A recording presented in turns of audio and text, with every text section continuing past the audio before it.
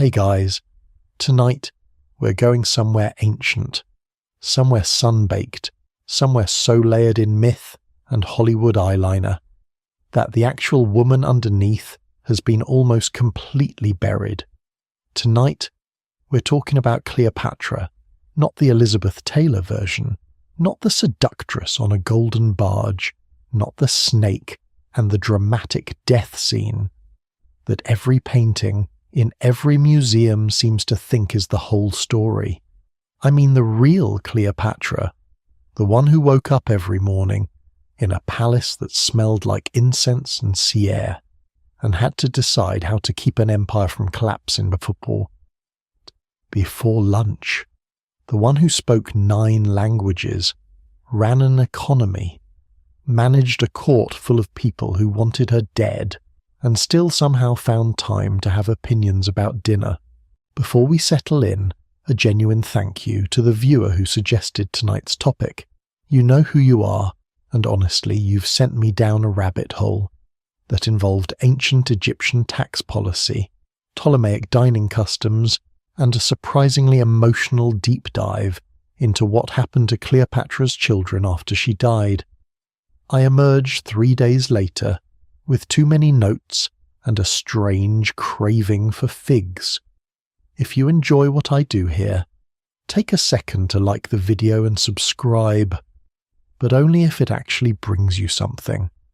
Leave a comment telling me where in the world you're listening from and what time it is. It's always 2 a.m. somewhere, and I genuinely love knowing I'm keeping you company. Now, dim those lights, get the fan going, pull that blanket up to exactly the right height.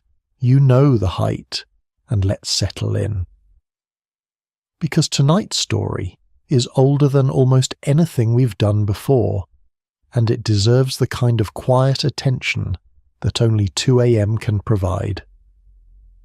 Before we begin, have you ever wondered what it actually felt like to be Cleopatra? Not the myth, the person. What did she eat for breakfast? Did she sleep well? Or did she lie awake at 3 a.m, listening to the waves against the harbour wall, running through the list of people who might try to kill her tomorrow? What did her palace actually smell like? Was it all marble and gold, or was there dust in the corners and a persistent cat that nobody could account for? Did she enjoy being queen, or was it the kind of job where you can never quite leave the office, because the office is also your house, and also a temple, and also the centre of an empire that hasn't been stable in approximately 70 years? What did she do on a slow Tuesday? Did she have slow Tuesdays? Did she read for pleasure? Or was every scroll a briefing document? Did she laugh easily? Did she get bored during state dinners? Did she ever just want to sit by the harbour and watch the ships come in without someone handing her a report about grain shipments to Rome? What was it like to be the most powerful woman in the ancient world and still have every Roman senator convinced you were dangerous because you were a woman who refused to behave like one? Did she ever get lonely? Did she have friends? Real friends? The kind who tell you when you have something in your teeth and who sit with you in silence when the silence is all you can handle? Or was she surrounded every hour of every day by people who wanted things from her, people who needed things from her, people who feared her or envied her or loved her strategically, with everyone watching her so closely that there was never a moment when she could stop performing and just be a person, standing in a room with the sea outside the window and the weight of a dynasty on her back? What did her voice sound like? We know she spoke 9 languages. We know her conversation was legendary. But was it low and warm, or sharp and precise? Did she speak quickly, the words tumbling over each other, the way they do when someone's mind is moving faster than their mouth can follow? Or was she deliberate, the kind of speaker who uses silence, the way a musician uses rests, to make the next phrase land harder. We'll never know. That's the truth of ancient history. The voice is always the first thing lost. But tonight, we're going to get as close as we can. Congratulations, you've just woken up in Alexandria. The year is 48 BC. The Mediterranean is visible from your bedroom window. The lighthouse is lit. Somewhere in the palace, a scribe is already preparing the day's correspondence, and a priest is preparing the morning offering to Isis.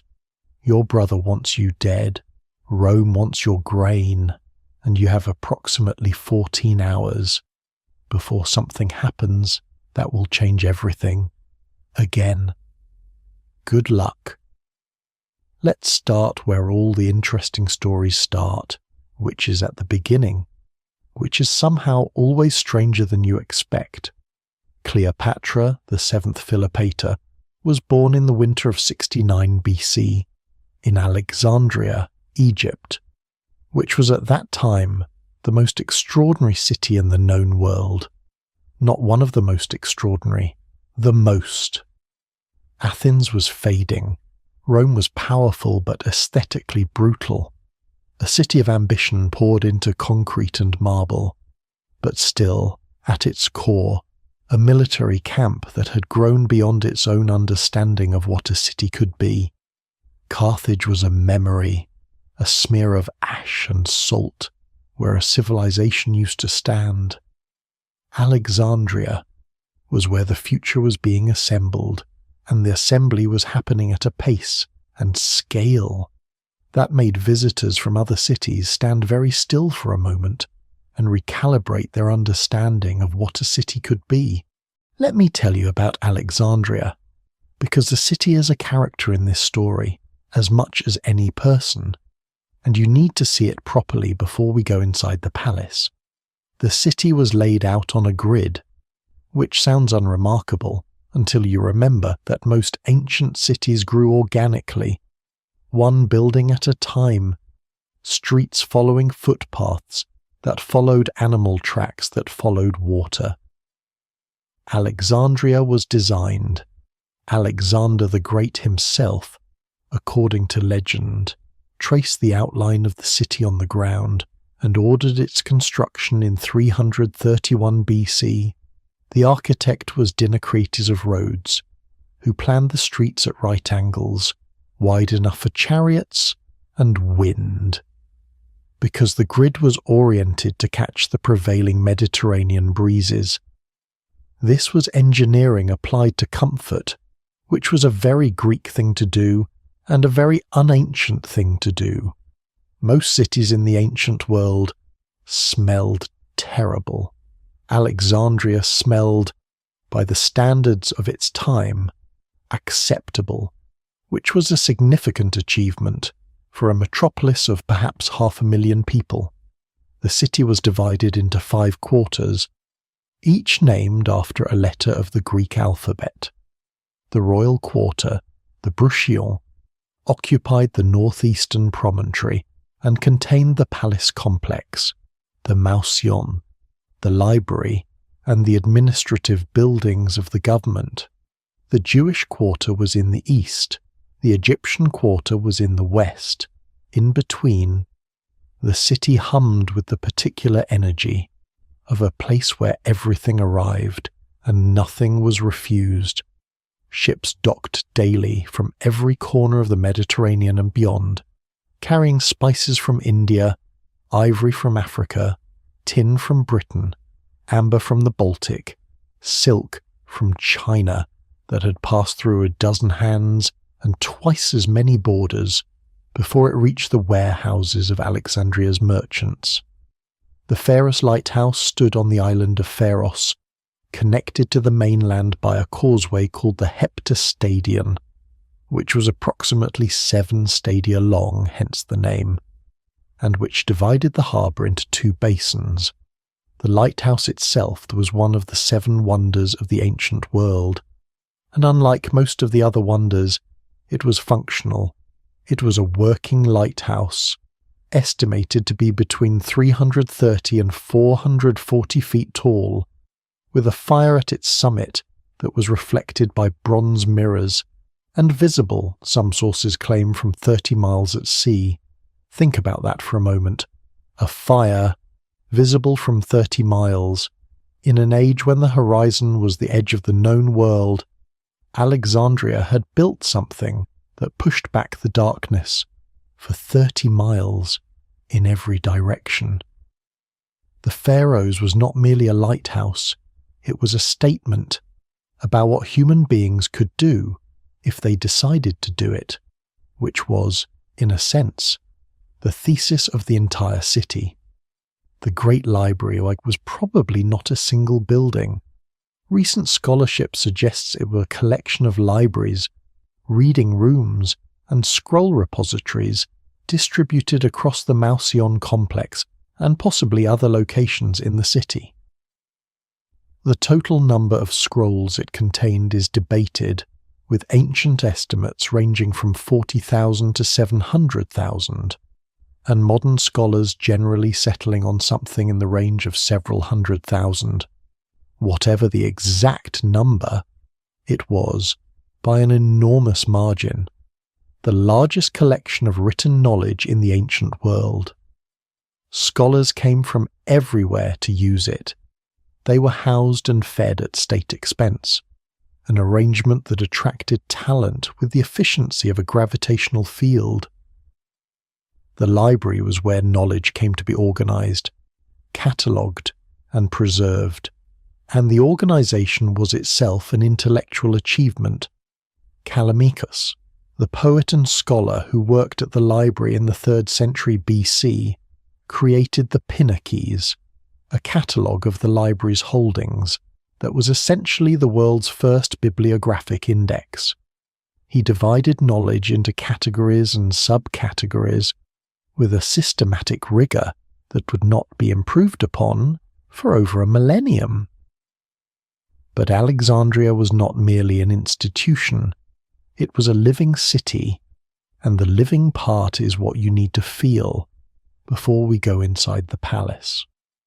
The streets were crowded from dawn until well after dark, a continuously moving river of people that included Egyptian labourers in linen kilts, Greek merchants in draped chitons, Jewish scholars in fringed robes, Nubian traders with skin so dark it seemed to absorb the Mediterranean light, Roman tourists gawking at the pharaohs with the slightly stunned expression of people who have just realized their own capital is not as impressive as they believed, and sailors from every port in the known world, speaking a babel of languages that washed over the streets like sea spray. The main avenue, the Canopic Way, ran east to west across the entire city, a boulevard so wide that chariots could race 4. The markets were where the city's identity was most visible. The Emporion, the great trading market near the harbour, was a vast open-air exchange where goods from 3 continents changed hands daily. You could buy Indian pepper and Chinese silk and Arabian frankincense and British tin and African ivory and Egyptian linen and Greek wine and Roman glassware, all within 100 yards of each other. The prices shouted in Greek, because Greek was the language of commerce, and because shouting in Greek carried particularly well across a crowded marketplace. The smell of the Emporion was its own experience, a layered composition of spice and fish and leather and perfume and human sweat and the sea, always the sea, because the harbour was right there, the masts of the ships visible above the rooftops, a permanent reminder that everything in this market had arrived from somewhere else, and that somewhere else was just over the water. There were also smaller markets throughout the city, food markets, where vendors sold bread still warm from the ovens and fish still wet from the harbour, perfume markets, where the scent was so dense you could taste it. Scroll markets, where booksellers copied and sold texts that range from Homer to medical treatises, to what can only be described as ancient self-help literature, because the human desire to improve oneself through reading has been consistent across approximately all of recorded history. There were flower markets, and fabric markets, and livestock markets, and, in the less reputable quarters, markets where things were sold that the municipal authorities preferred not to acknowledge existed. The city had a water supply system that was, by ancient standards, extraordinary. An aqueduct brought water from the Nile, and an underground network of cisterns stored it and distributed it through the city via channels and pipes. Public fountains stood at intersections, providing clean water to anyone who wanted it, which was everyone, because the alternative was the harbour water, which was not clean and which contained things that are best left undescribed in a narrative intended to promote sleep. The cisterns were maintained by a dedicated workforce, and the maintenance was taken seriously, because a city of 500,000 people without a reliable water supply was not a city for very long.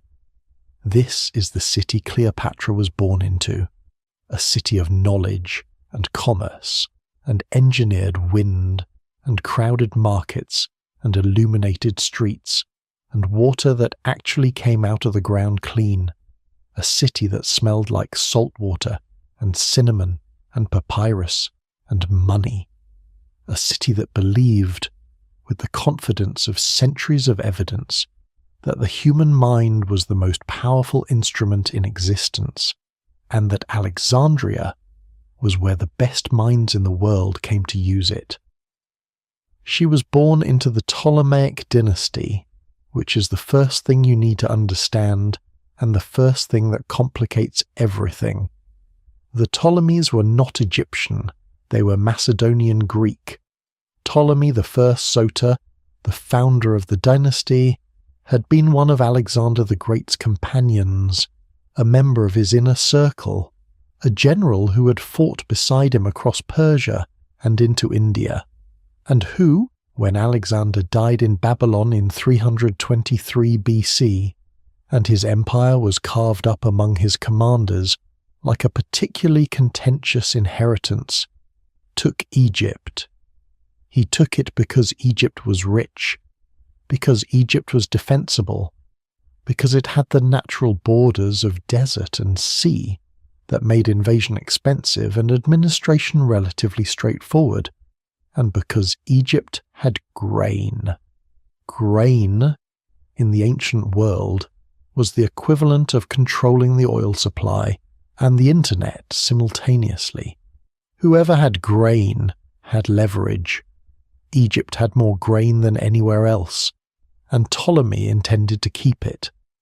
The Ptolemies ruled Egypt for nearly 300 years, and they did so as Greeks living in an Egyptian world, speaking Greek in their court, building Greek temples alongside Egyptian ones, establishing Greek as the language of administration and law, and marrying each other with a regularity that modern genealogists find genuinely distressing. Brother married sister, uncle married niece, father married daughter, on at least one occasion that the sources record with the discomfort that is palpable across 2,000 years of text. The family tree was less a tree and more a wreath, and the genetic consequences of this arrangement were, over the centuries, approximately what you would expect.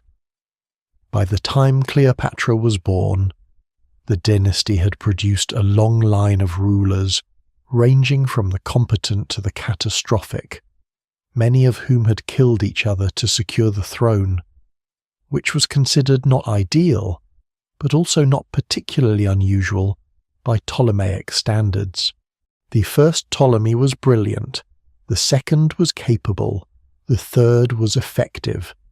After that, the quality declined in the way that quality tends to decline in systems where the gene pool is a puddle and the selection process involves stabbing. Ptolemy IV threw lavish parties while his empire contracted. Ptolemy VIII was so despised by his own people that he was nicknamed Physcon, the pot-bellied, and responded to a revolt in Alexandria by massacring the civilian population. Ptolemy X was expelled by the Alexandrians and died trying to reclaim his throne. By the 1st century BC, the dynasty was a damaged institution, running on institutional momentum and Egyptian grain revenue, both of which were substantial enough to keep the machinery functioning, even when the operators were manifestly unequal to the task. Cleopatra's father was Ptolemy XII, known to history as Orleats, which means the flute player, a nickname that sounds charming until you understand it was not a compliment. It was the Alexandrian public's way of saying that their king spent more time performing music at religious festivals than governing, and that the performance was not compensating for the governance. He was, by most accounts, a man of moderate ability and considerable anxiety, aware at all times that his position was precarious, that the Alexandrian mob could turn on him at any provocation, and that Rome, which loomed over every political calculation in the 1st century BC, the way weather looms over a picnic, could decide at any moment to simply take Egypt and add it to the growing list of things Rome had decided belonged to Rome. Ptolemy XII spent his reign trying to secure Roman recognition of his legitimacy, which in practice meant borrowing enormous sums of money from Roman financiers, to bribe Roman senators to pass resolutions affirming his right to rule Egypt. The interest rates were extortionate, the debts were crushing, the political return was uncertain, but the alternative was to rule without Roman approval, which in the 1st century BC was approximately equivalent to building a house on a fault line and hoping the earthquake would come after you'd moved. He paid, Egypt paid. The debt Ptolemy XII accumulated to Rome would shadow Egyptian politics for the rest of the dynasty's existence. Ptolemy XII had several children, and the dynamics among them were, to put it carefully, not warm. Cleopatra had an older sister, Berenice IV, who would later seize the throne while their father was away in Rome, trying to bribe senators, and who would be executed upon his return. She had a younger sister, Arsinoe IV, who would later try to have Cleopatra killed and would eventually be executed on Cleopatra's orders. She had 2 younger brothers, both named Ptolemy, because the Ptolemies had a limited imagination when it came to names, and an unlimited imagination when it came to fratricide. Both brothers would become her co-rulers. Both would become her enemies. One would drown. The other would be executed. This is the family. We don't know who Cleopatra's mother was. This is one of those gaps in the historical record that scholars have been arguing about for centuries and will continue arguing about, because the gap is exactly the right size and shape to support multiple theories, none of which can be definitively proved or disproved. Some scholars believe her mother was Cleopatra V Tryphena, Ptolemy XII's wife and possibly his sister, who appears in the records and then vanishes in a way that suggests either death or disgrace. Others have proposed that Cleopatra's mother was an Egyptian woman of non-royal birth, which would make Cleopatra part Egyptian by blood and not merely by identification, a possibility that is both politically interesting and maddeningly unverifiable. The maternal gap matters because it leaves open the question of how Cleopatra looked, how she identified, and where the extraordinary decision to learn Egyptian and engage with Egyptian religion came from. If her mother was Egyptian, the decision makes even more sense. If her mother was Greek, the decision is even more remarkable. Either way, and the decision was the one that defined her. Cleopatra grew up inside this family. She absorbed it, the way children absorb everything, completely, before they have the equipment to process it. She learned early that power was not given, it was maintained, and that the maintenance required a particular combination of intelligence, ruthlessness, and the ability to read a room with the precision of someone whose survival depended on getting the reading right. These were not theoretical lessons. She watched her older sister Berenice seize the throne in 58 BC, when Cleopatra was approximately 11 years old. She watched her father flee to Rome.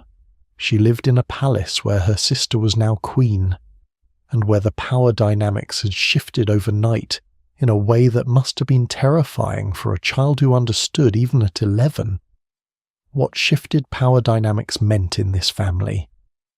And then she watched her father return with a Roman army, retake the throne, and have Berenice executed. She was 13 when her sister was killed. She filed all of it away. She was going to need it. The palace where Cleopatra grew up was not a single building. It was a complex, a sprawling network of royal residences, administrative buildings, temples, gardens, and courtyards that occupied the entire northeastern section of Alexandria, a district called the Bruchion. The complex sat on a promontory jutting into the harbour, which meant the sea was visible from almost everywhere, a constant presence, beautiful and strategic in equal measure. Ships arrived daily. The lighthouse, the pharaohs, stood on the island across the harbour, its fire visible for miles, a permanent reminder that Alexandria was a city designed to be seen from a great distance, and that being seen was, for this city, not a vulnerability, but a source of pride. The palace itself was marble and limestone, columns and courtyards, mosaics on the floors, depicting scenes from Greek mythology that the Ptolemies considered their heritage, and the Egyptian population tolerated with varying degrees of enthusiasm. There were gardens with imported plants, roses from Persia, date palms from the Nile Valley, ornamental trees from the east, all maintained by teams of gardeners whose job it was to ensure that the grounds looked effortlessly magnificent at all times, which required a great deal of effort. There were fountains fed by underground cisterns that collected rainwater and channeled Nile water through an aqueduct system that was one of the engineering marvels of the ancient world. The sound of water was constant in the palace, moving water, falling water, the fountain in the courtyard, and the sea against the harbour wall. Water was the soundtrack of Cleopatra's childhood. The rooms were decorated with a combination of Greek elegance and Egyptian grandeur that was unique to the Ptolemaic court, neither fully one thing nor fully the other, which was in a sense the defining characteristic of everything Ptolemaic. Greek columns flanked doorways that were topped with Egyptian cornices. Walls were painted with scenes that combined Greek mythological figures with Egyptian gods. Dionysus alongside Osiris, Aphrodite next to Isis. The two visual traditions mingling in ways that were sometimes harmonious and sometimes simply strange, as if two interior designers from different centuries had been locked in a room and told to compromise. Cleopatra's childhood rooms would have been in the royal quarters, attended by servants and tutors, surrounded by luxury that was genuine but also performative. The palace was not merely a home, It was a statement. Every corridor, every mosaic, every carefully maintained garden was communicating to visitors and residents alike that the Ptolemies were legitimate rulers of a wealthy and sophisticated kingdom, even when the legitimacy was contested and the sophistication was occasionally interrupted by someone being murdered in the throne room. There were cats. This is worth mentioning because the Egyptians had a relationship with cats that went beyond affection into theology. Cats were sacred animals associated with the goddess Bastet, and killing a cat even accidentally was punishable by death. The palace would have had cats wandering through it, with the serene indifference that cats have always brought to human architecture, and nobody would have objected, and the cats would have known this, because cats always know when they're in a position of structural advantage. Cleopatra grew up with sacred cats, walking across state documents and sleeping on thrones, and there is something about this image that resists the grandeur. The rest of the palace was designed to project. You can have all the gold mosaics you want. The cat is going to sit on whatever it pleases. The education Cleopatra received was, by any standard, extraordinary. The Ptolemaic court valued learning with the sincerity that went beyond political decoration, though it was also political decoration. Alexandria was home to the Museion, a research institution and library complex that functioned as the ancient world's closest approximation to a university, and the Great Library, which contained hundreds of thousands of scrolls and attracted scholars from across the Mediterranean. Cleopatra grew up in the intellectual orbit of these institutions, and the orbit was close. Her tutors would have been among the finest scholars in the world, men, and they would have been men, because the Museion was almost exclusively male, who had devoted their lives to the pursuit of knowledge, and who now found themselves teaching a princess who appeared to be actually listening, which was not always the case with royal pupils, and which made the teaching considerably more rewarding. She studied rhetoric, the art of persuasion that the Greek world considered the highest intellectual accomplishment, and that had practical applications. For a ruler who would spend her life negotiating with people who could destroy her, she studied philosophy, both the ethical systems of the Stoics and the Epicureans, and the political philosophy that informed Greek ideas about governance and justice. She studied mathematics and astronomy, disciplines that in the ancient world were inseparable from each other and from religious practice, because the movements of the stars were understood as divine communications that required mathematical precision to interpret. She studied medicine, not as a physician, but as a ruler who understood that the health of her population was an administrative concern, and that plague and famine were political events as much as biological ones. She studied languages with a fluency that even her enemies acknowledged was remarkable. The historian Plutarch, writing a century after her death, noted that she spoke at least 9 languages, including Egyptian, Greek, Hebrew, Aramaic, Ethiopic, Median, Parthian, Syrian, and possibly Latin. 9 languages. Consider what this means in practical terms. It means she spent years, from childhood through adolescence, immersed in the grammars and vocabularies of 9 distinct linguistic systems, each with its own logic, its own sounds, its own way of cutting the world into categories and naming them. It means she could think in at least 9 different ways, because language shapes thought, and the ability to shift between languages is the ability to shift between ways of perceiving reality. This was not a party trick. This was a political instrument of extraordinary precision.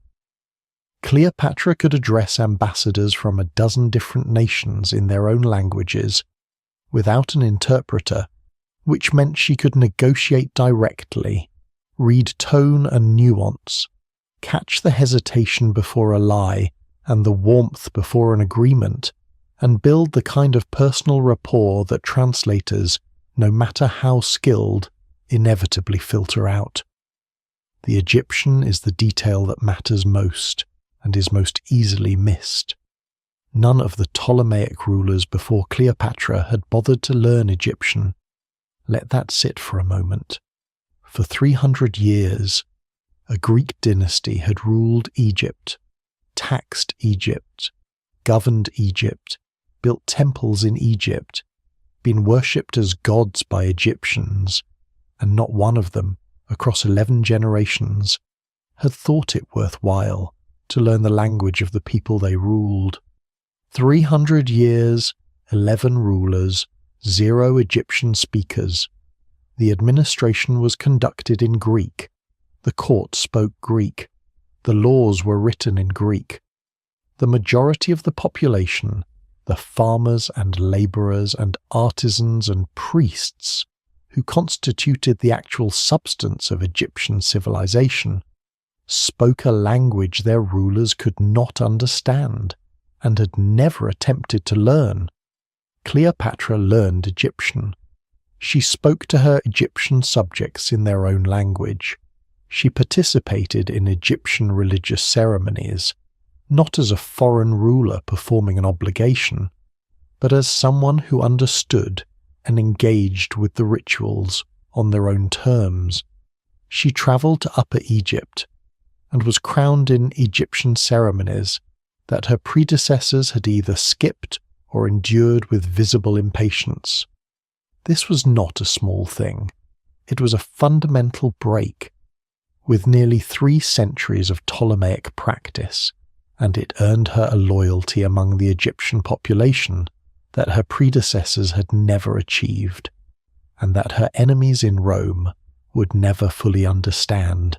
She was, from a very young age, paying attention to what other people missed, the language no one had bothered to learn, the population no one had bothered to address directly, the loyalty that was available to anyone willing to do the work of earning it. She did the work. She was always doing the work, and this, more than the golden barges and the perfumed sails and the banquets that lasted until dawn, is the real story of Cleopatra. She did the work. Now, here is the part that Hollywood consistently gets wrong. And it matters, because getting it wrong is not an innocent mistake. It's a continuation of the same propaganda that Octavian started 2,000 years ago. Cleopatra was not by the standards that Roman propaganda later established. A seductress who toppled empires with her beauty, she was something considerably more interesting and considerably more threatening. She was competent. She was, by every surviving account, an extraordinarily intelligent, politically sophisticated, linguistically gifted ruler who understood economics, managed a bureaucracy, commanded a navy, and maintained the independence of Egypt against the most powerful military empire in history for over 2 decades. The beauty narrative was invented later, mostly by Romans, who found it more comfortable to explain her influence over Caesar and Antony as the result of feminine wiles, rather than acknowledge that 2 of their greatest men had been genuinely impressed by a foreign queen, who was better at statecraft than most of the Roman Senate. Plutarch, who is our most detailed ancient source, actually says something fascinating about her appearance. He writes that her beauty was not, in itself, the kind that would strike you immediately, or that would dazzle those who first encountered her. It was not the sort that made people stop and stare.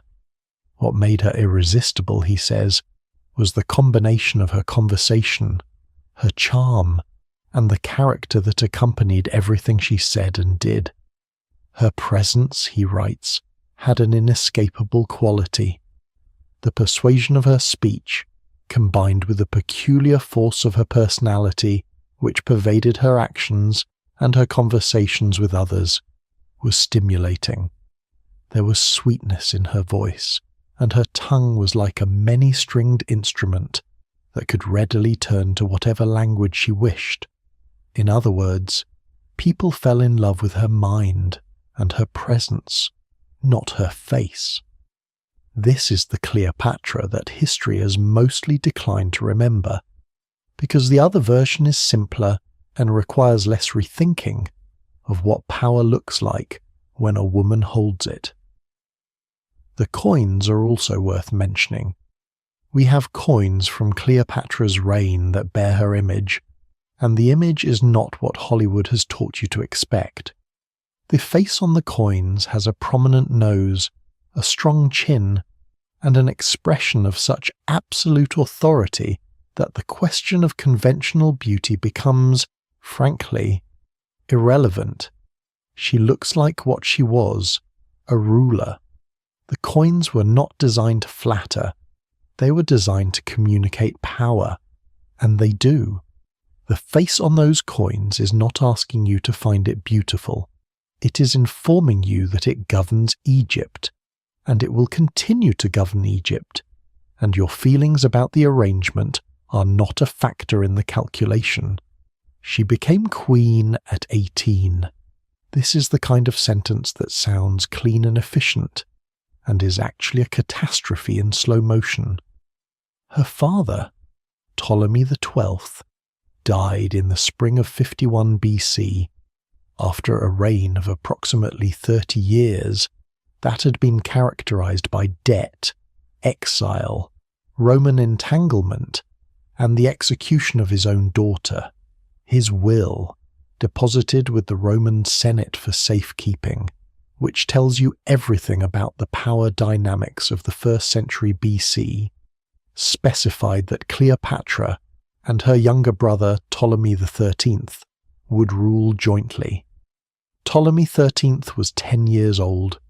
Cleopatra was 18. The arrangement was a Ptolemaic tradition. The older sister married to the younger brother, co-ruling a kingdom that neither of them could hold alone. In practice, it meant that an 18-year-old woman, with a comprehensive education and a clear understanding of what needed to be done, was yoked to a 10-year-old boy whose advisors had their own plans and their own ambitions, and no particular interest in sharing power.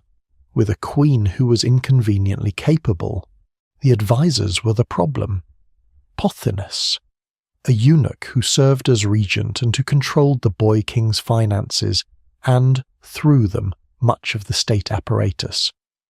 Achilles, the military commander, who controlled the army and who understood that military force was the ultimate arbiter of Ptolemaic succession disputes. The Editus of Chios, the rhetoric tutor, who controlled the boy king's education and, more importantly, his understanding of the world, which Theodotus was shaping to serve Theodotus's interests. 3 men who controlled the boy king and, through him, controlled the machinery of the state, and who looked at Cleopatra and saw not a co-ruler, but an obstacle that talked too much, knew too many languages, understood too many reports, and asked too many questions. An obstacle that would have to be removed. They moved against her within 2 years. The specifics are unclear. The sources are fragmentary for this period.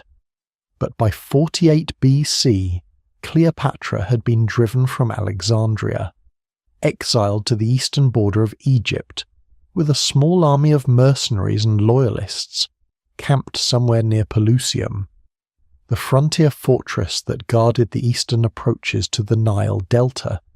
She was trying to figure out how to reclaim a throne that was legally half hers and practically not hers at all, with a diminishing force and diminishing options, and the knowledge that her brother's advisors had already demonstrated their willingness to solve problems permanently.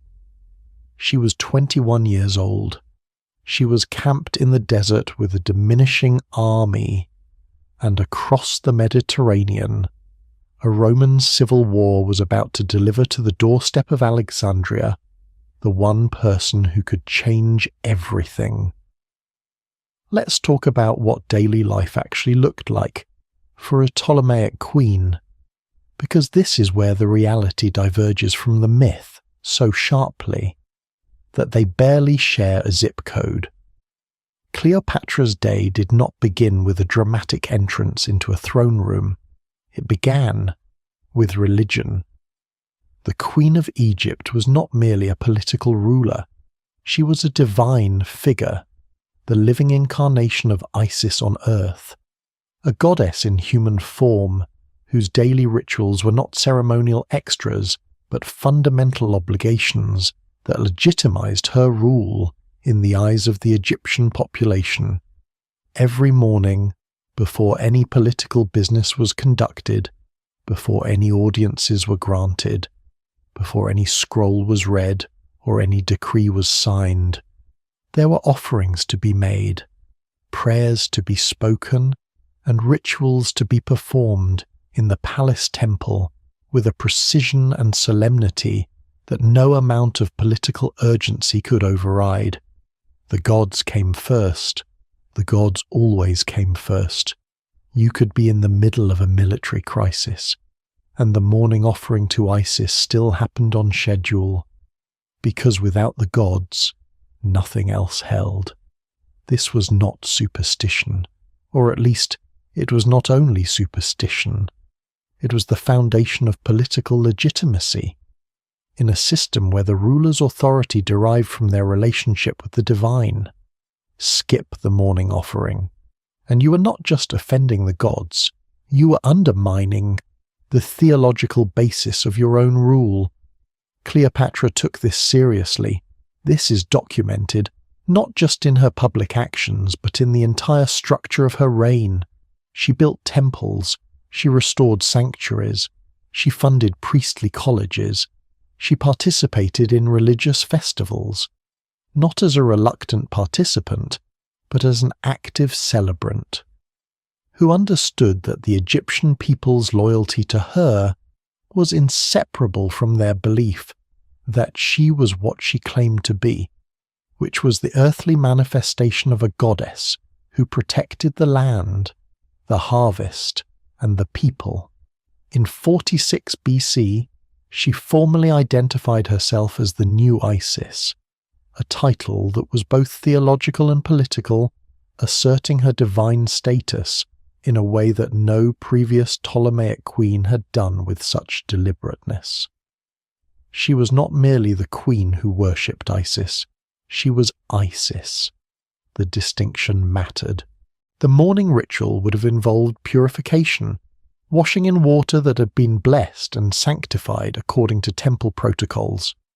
Then the burning of incense, the specific incense of the morning offering, which was kaife, a blend of honey, wine, raisins, myrrh, juniper, cinnamon, cardamom, saffron and other ingredients, that were mixed according to temple recipes, passed down for centuries.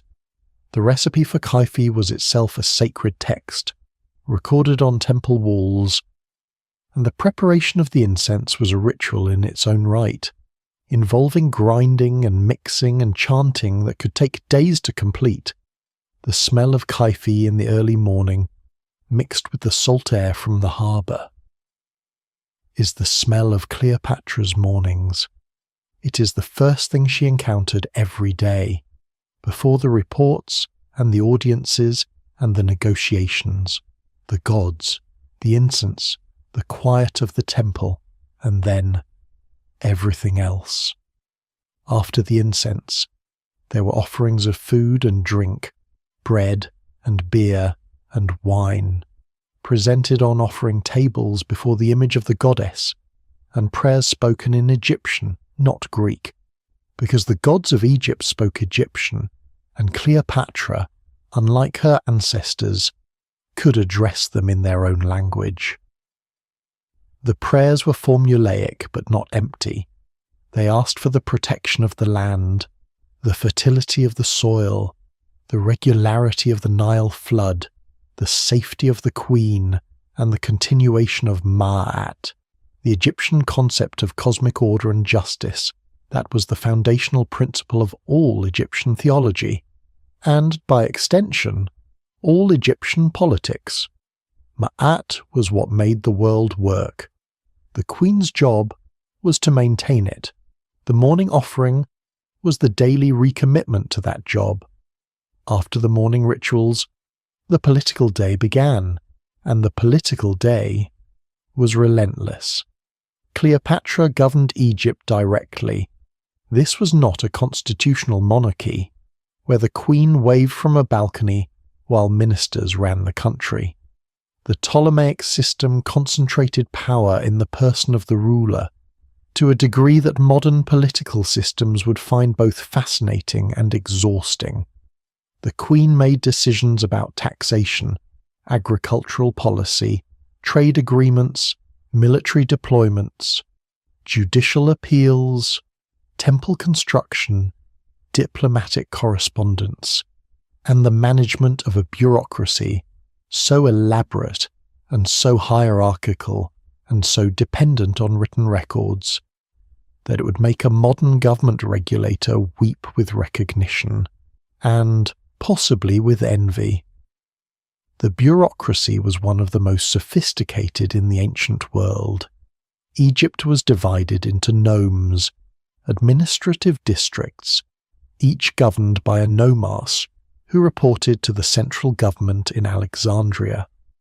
Below the nomarchs were village headmen, scribes, tax collectors, granary managers, irrigation supervisors, temple administrators, and a cascading hierarchy of officials whose collective function was to ensure that Egypt's resources were counted, taxed, stored, distributed, and reported, with a thoroughness that left very little room for private enterprise or personal initiative.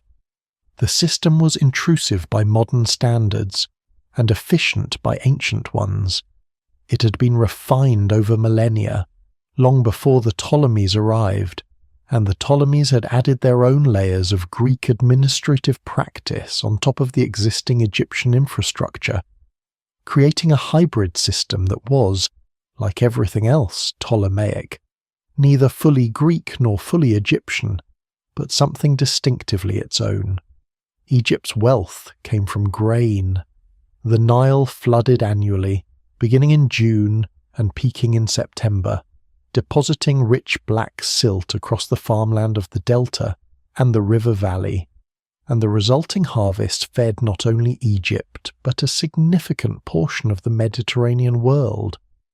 Rome, in particular, depended on Egyptian grain imports to feed its urban population, which by the 1st century BC had grown to somewhere between 500,000 and 1 million people, most of whom could not feed themselves from Italian agriculture alone. This dependence was both Egypt's greatest economic asset and its greatest political vulnerability. Whoever controlled Egypt's grain controlled a lever that could move Rome, and Rome knew this, and Cleopatra knew this, and the knowledge informed every diplomatic exchange between them with a tension that was never spoken directly, but was always present. The way a loaded gun on a table informs the conversation, even when nobody mentions it. The administration of this wealth required constant attention.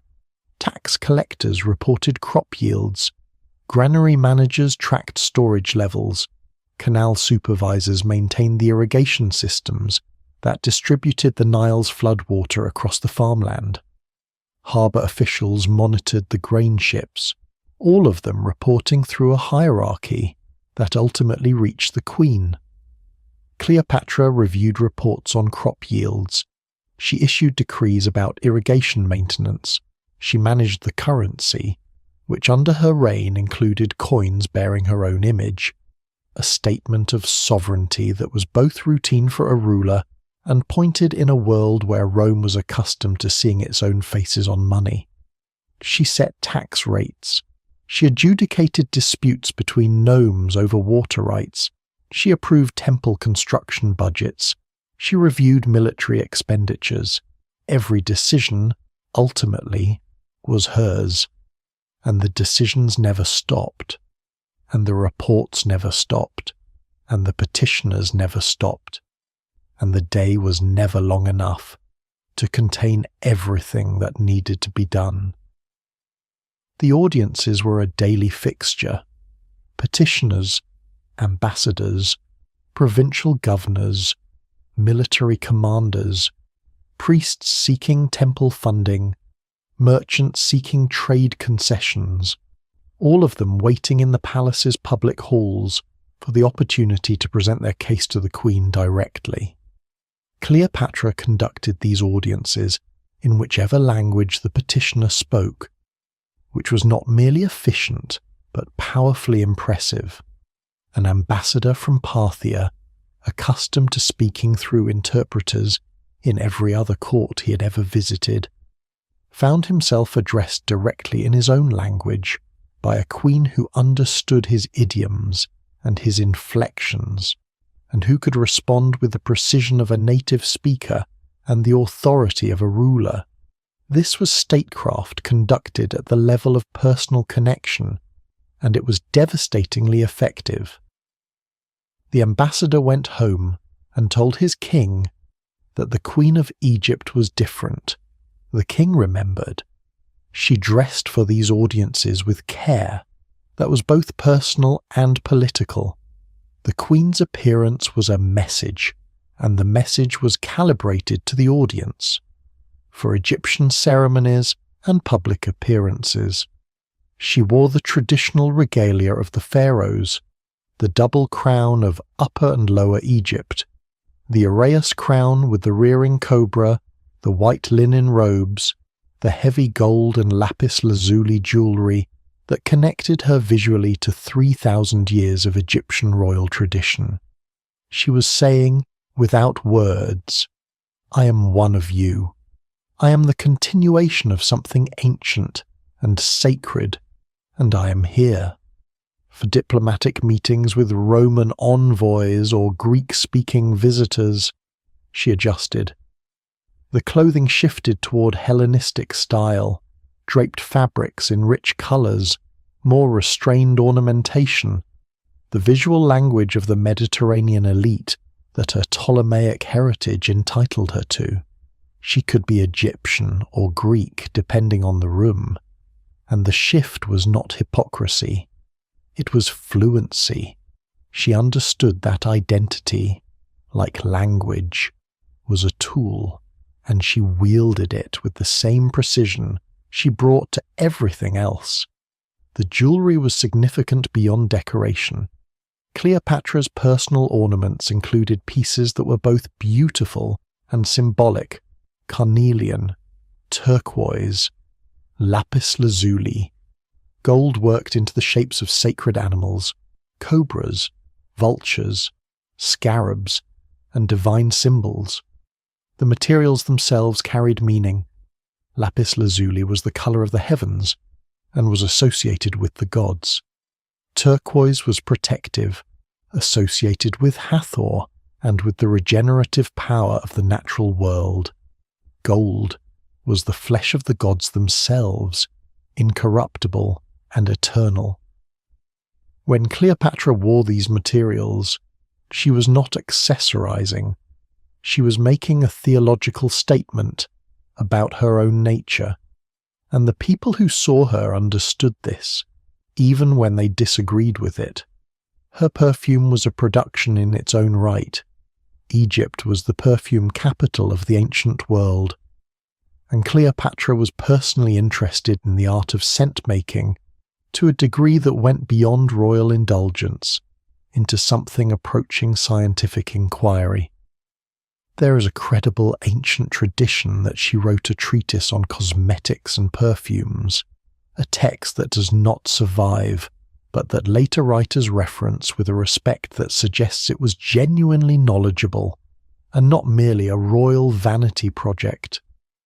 She had access to ingredients from across the trade networks of the ancient world: frankincense from Arabia, cinnamon from the East, myrrh from the Horn of Africa, lotus extract from the Nile, rose oil from the gardens of the palace, and the perfumers of Alexandria were the most skilled in the Mediterranean.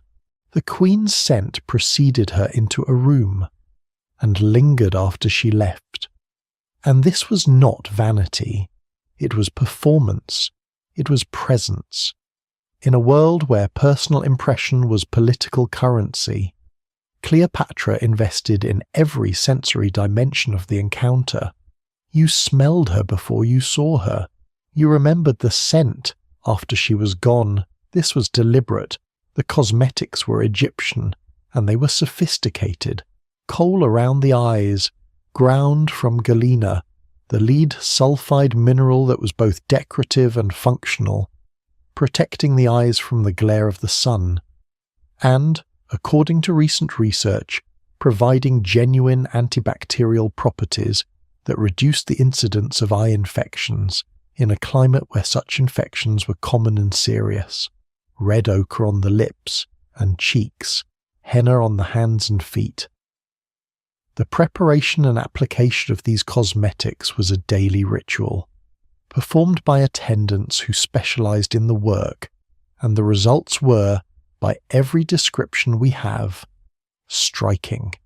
The eyes, in particular, the kohl-lined eyes of an Egyptian queen, were designed to evoke the eyes of Horus, the falcon god, and the effect was both beautiful and unsettling, which was precisely the point. Let's talk about what she ate, because the food tells you things about the culture that the politics sometimes obscure. The Ptolemaic court ate well, very well. The dining traditions combined Greek and Egyptian elements in ways that were sometimes harmonious and sometimes just a lot of food. Breakfast was light by our standards. Bread, possibly with honey or cheese. Fruit, dates and figs being the most common, though pomegranates and grapes were also available in season. Wine diluted with water, because undiluted wine was considered slightly barbaric by Greek standards. A view the Egyptians shared with varying degrees of conviction. The bread was made from emmer wheat, the ancient grain that had fed Egypt for millennia, baked in clay ovens by palace bakers who produced it fresh daily. It was denser than modern bread, nuttier, with a texture that was more substantial than what you'd find in a contemporary bakery. You could argue this was better. Many historians have argued exactly this, usually while eating significantly worse bread and staring wistfully at footnotes. A midday meal existed, but was not the focus of the day. It was functional rather than ceremonial, something eaten between audiences and meetings. Bread and olives and cheese and possibly cold meat, consumed quickly and without the elaborate ritual that attended the evening meal. This was the meal of a working day, eaten by a person who had things to do and who understood that the administrative machinery of a kingdom did not pause for lunch. The main meal, taken in the late afternoon or evening, was where the Ptolemaic court demonstrated its commitment to excess. A formal dinner at Cleopatra's court would have included multiple courses: fish from the Mediterranean and the Nile perch and the mullet and the sea bass and the bream, prepared in ways that range from simple grilling with herbs to elaborate preparations involving sauces made from fermented fish paste, the ancient equivalent of Worcestershire sauce, which the Egyptians had been making for centuries before the Romans adopted it and pretended they'd invented it. Roasted fowl, goose and duck and pigeon and quail, stuffed with herbs and grain and sometimes with other smaller birds, because the ancient world had a recursive approach to poultry that modern diners might find ambitious. Beef and lamb prepared with cumin, coriander and other spices imported from the East, vegetables dressed with olive oil and herbs, lentil dishes that were Egyptian staples, and that no amount of Ptolemaic Greek snobbery could displace from the menu, because lentils were too good and too practical and too deeply embedded in the Egyptian diet to be eliminated by people who happened to be in charge this century, and desserts featuring honey, nuts, and dried fruits, arranged with a visual precision of people who understood that food was also art, and that the presentation was part of the experience. The wine was Egyptian and Greek, and sometimes from further afield, stored in amphorae sealed with pitch and labelled with the vineyard, the year, and occasionally the quality, which suggests a sophistication in wine appreciation that would not be out of place in a modern restaurant.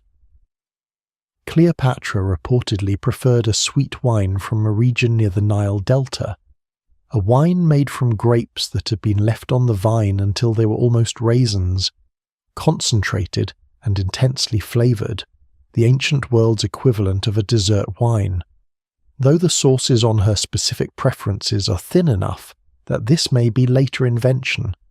What is not invention is that the court drank a great deal, that the wine was served in vessels of gold and silver and occasionally carved stone, alabaster and porphyry, and that the dining rooms of the palace were designed to impress visitors with a generosity that was both genuine and strategic.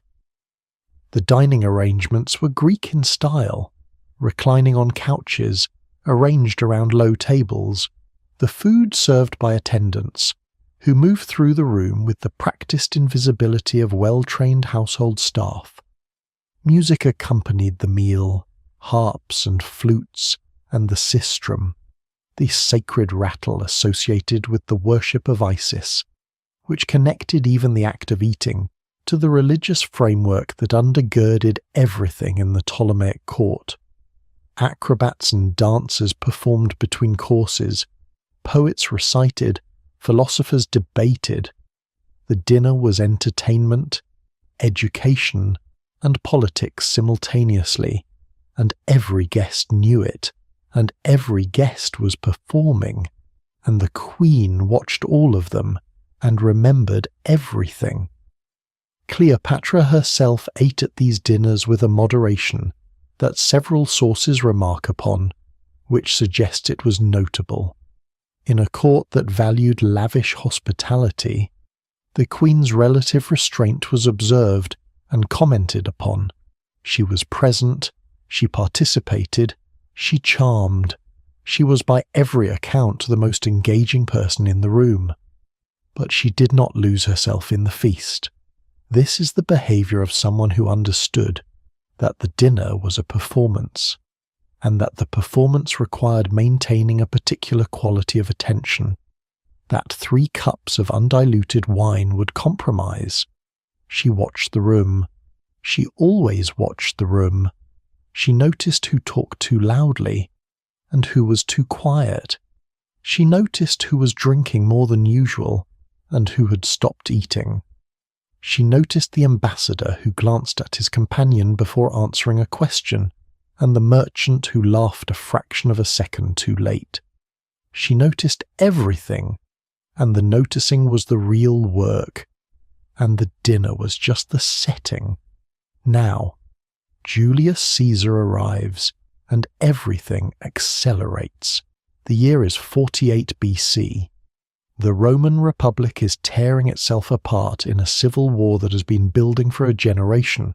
Pompey the Great, once the most powerful man in Rome, has just been defeated by Caesar at the Battle of Pharsalus in Greece and has fled east toward Egypt, seeking refuge from a man who used to be his ally and his son-in-law, and who is now, with the brutal clarity that Roman politics demanded, his mortal enemy.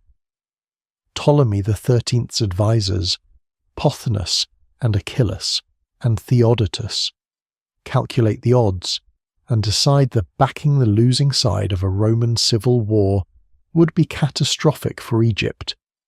They murder Pompey on the beach at Pelusium as he steps off his boat, cutting off his head and preserving it in brine. When Caesar arrives a few days later, they present the head to him, expecting gratitude.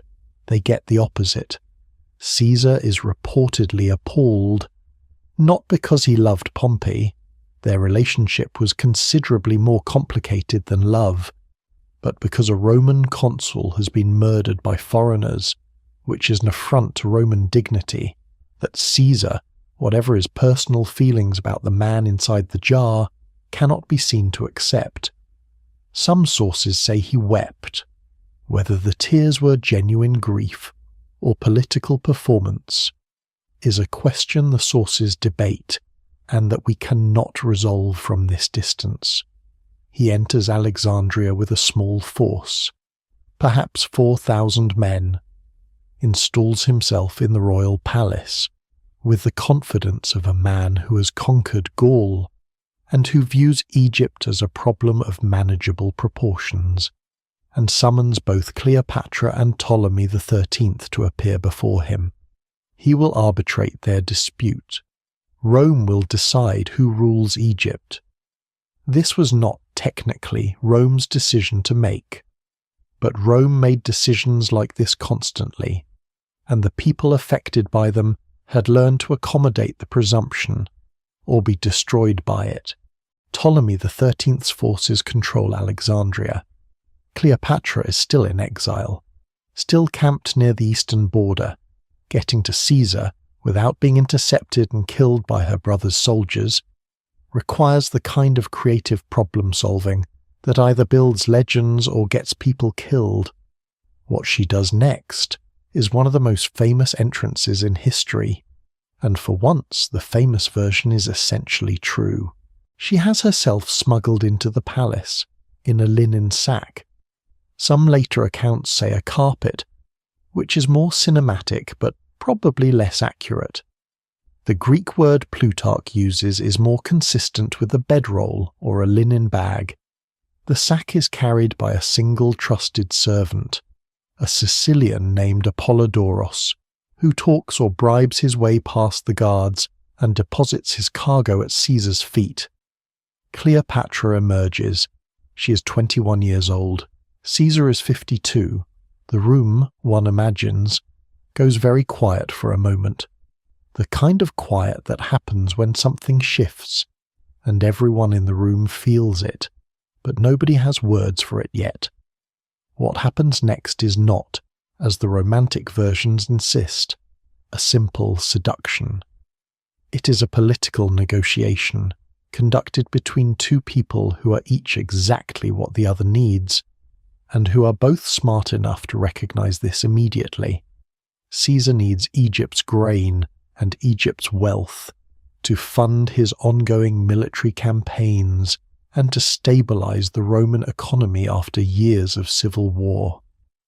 Cleopatra needs Rome's military support to reclaim her throne from a brother whose advisors have already demonstrated their willingness to murder inconvenient people on beaches. They are useful to each other in ways that are specific, quantifiable, and immediate. They are also, by every available account, genuinely attracted to each other, but the attraction exists within and cannot be separated from the political reality. Cleopatra was not naive. Caesar was not sentimental. They understood what they were doing, and they did it with the full weight of their respective intelligences engaged, which may be the most attractive thing two powerful people can do. They did it anyway, and the doing of it changed both of them and the Mediterranean world. Caesar restores Cleopatra to the throne. The war that follows, the Alexandrian War, is fiercer and more destructive than Caesar anticipated. His small force is besieged in the palace quarter by Ptolemy XIII's army. There are naval battles in the harbour, street fighting in the Egyptian quarter, and the famous fire that damaged or destroyed part of the Library of Alexandria. A cultural loss so profound that historians have been arguing about the extent of it ever since and will probably never stop. Caesar himself was nearly killed during the fighting, at one point reportedly swimming across the harbour while holding important documents above the water, which is either extraordinary or ridiculous or both. Reinforcements arrived. The tide turned. Ptolemy XIII drowned in the Nile during the final battle, weighed down by his golden armour, which is the kind of detail that feels like heavy-handed symbolism, but which the ancient sources report as straightforward fact. Cleopatra was queen. Caesar remained in Egypt for several months longer than military necessity required, which tells you something about what was happening in the palace during those months. Their son, Caesarion, was born in June of 47 BC.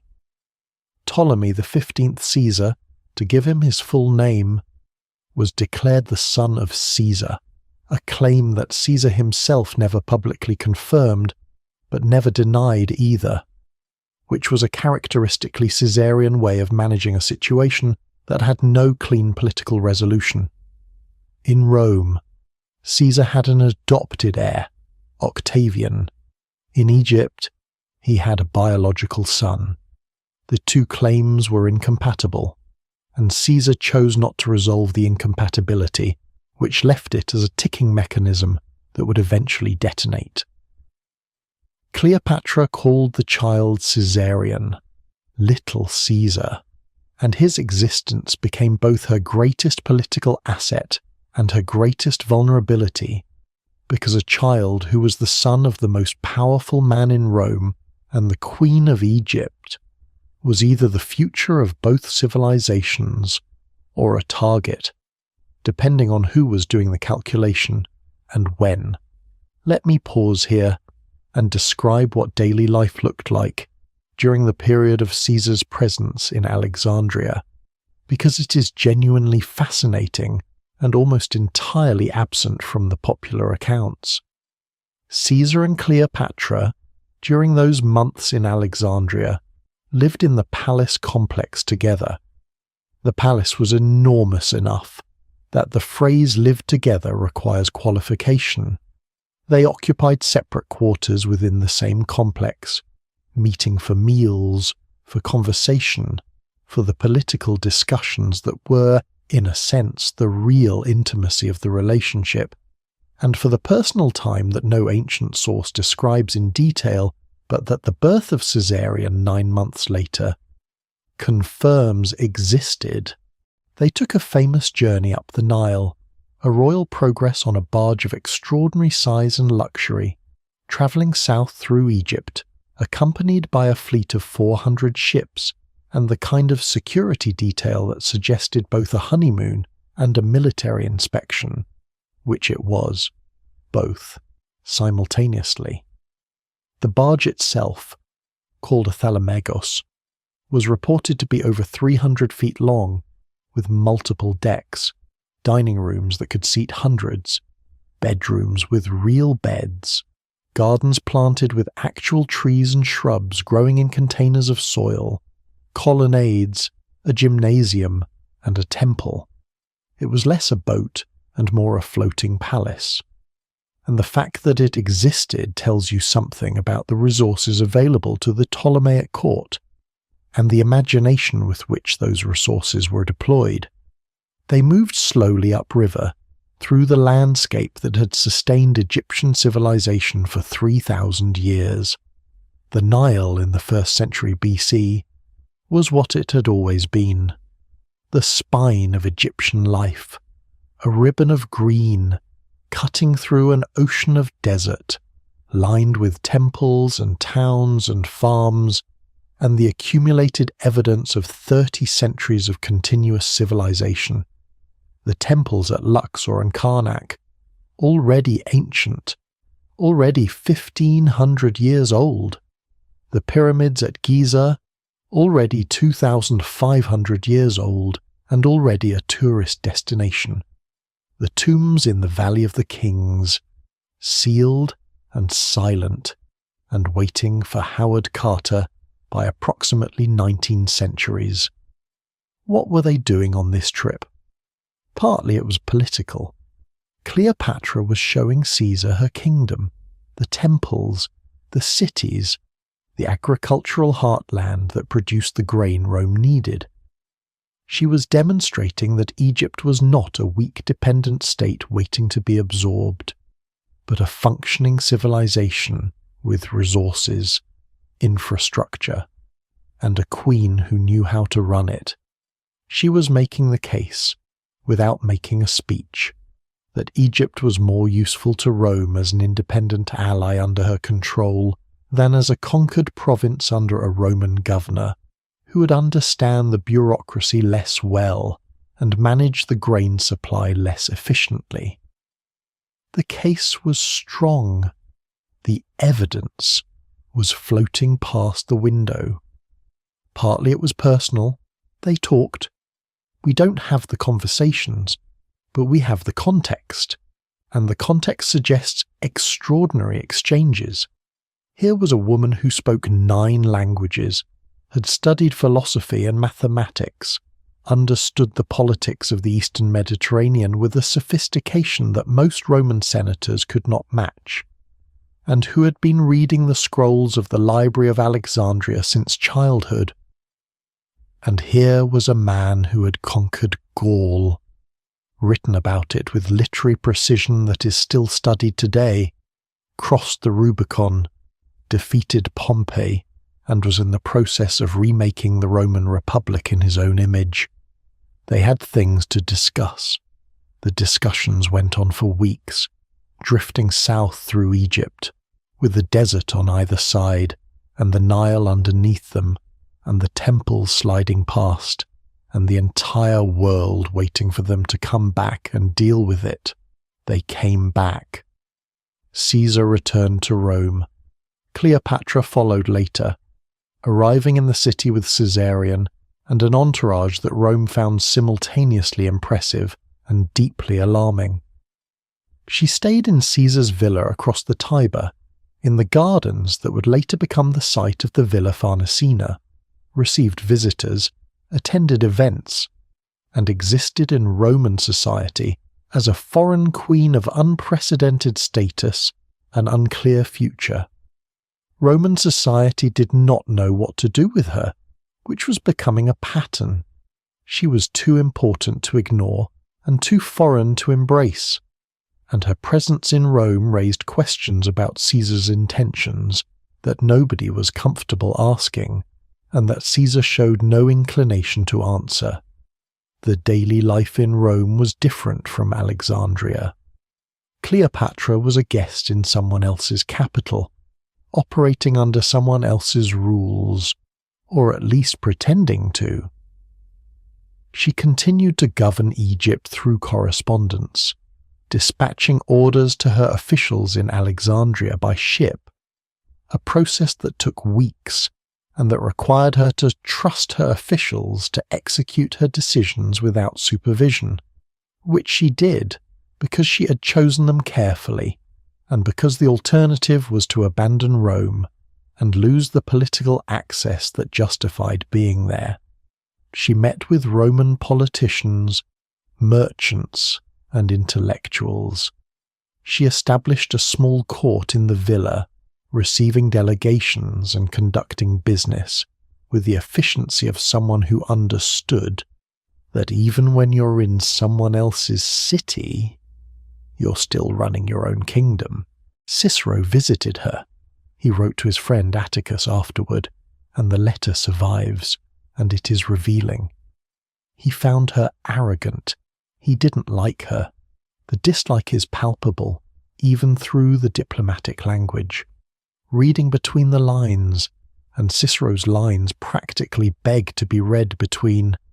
The arrogance he detected was probably the confidence of a woman who did not defer to him, did not seek his approval, did not treat him as a superior, and who may have known more about the subject they were discussing than he did. Cicero was not accustomed to this from anyone, and certainly not from a woman, and certainly not from a foreign woman, and the discomfort he felt was, in retrospect, exactly the discomfort that powerful men feel when they encounter a woman who is not performing the script they expect. He called it arrogance. It was probably competence. Then Caesar was assassinated. March 15th, 44 BC. The Ides of March. 23 stab wounds on the floor of the Senate, and the man who had been the fulcrum of Cleopatra's entire political strategy was dead, and she was in Rome, a foreign queen with a small child and no protector, in a city that had just demonstrated its willingness to solve political problems with knives. The speed with which the world changed was staggering. One day, she was the partner of the most powerful man on earth. The next day, she was a foreign national with a target on her back and a 3-year-old who might or might not be the legitimate heir to everything. She left immediately. She gathered Caesarion and her household and returned to Alexandria with the speed of someone who understood exactly how dangerous her position had become. The trip back by sea took approximately 2 weeks. 2 weeks of open water between Italy and Egypt. 2 weeks during which she had nothing to do but think about what had happened and what was going to happen next, and how she was going to keep her kingdom and her child alive in a world that had just lost its centre of gravity. She arrived in Alexandria and resumed governing. Her younger brother, Ptolemy XIV, who had been her co-ruler in name, died shortly after her return, almost certainly poisoned on Cleopatra's orders, though the sources are careful to note that they cannot prove this, which is a kind of proof in itself. Nobody in the ancient world believed it was a coincidence. Cleopatra did not bother to pretend it was a coincidence. She made Caesarion her co-ruler. He was 3 years old.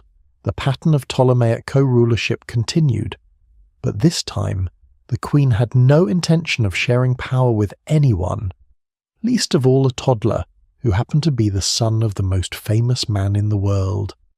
The next few years were a period of consolidation that deserves more attention than it usually receives, because it is during this period that Cleopatra demonstrated most clearly what kind of ruler she actually was, stripped of the romantic entanglements that the sources and the movies prefer to focus on. She managed Egypt through a famine. The Nile floods were insufficient for 2 consecutive years, 43 and 42 BC, and the grain supply that fed the country and underwrote its economy faltered. The crops failed. The granaries ran low. People were hungry, and hungry people are desperate people, and desperate people are revolutionary people. And Cleopatra understood the arithmetic of that equation better than most rulers in history, before or since.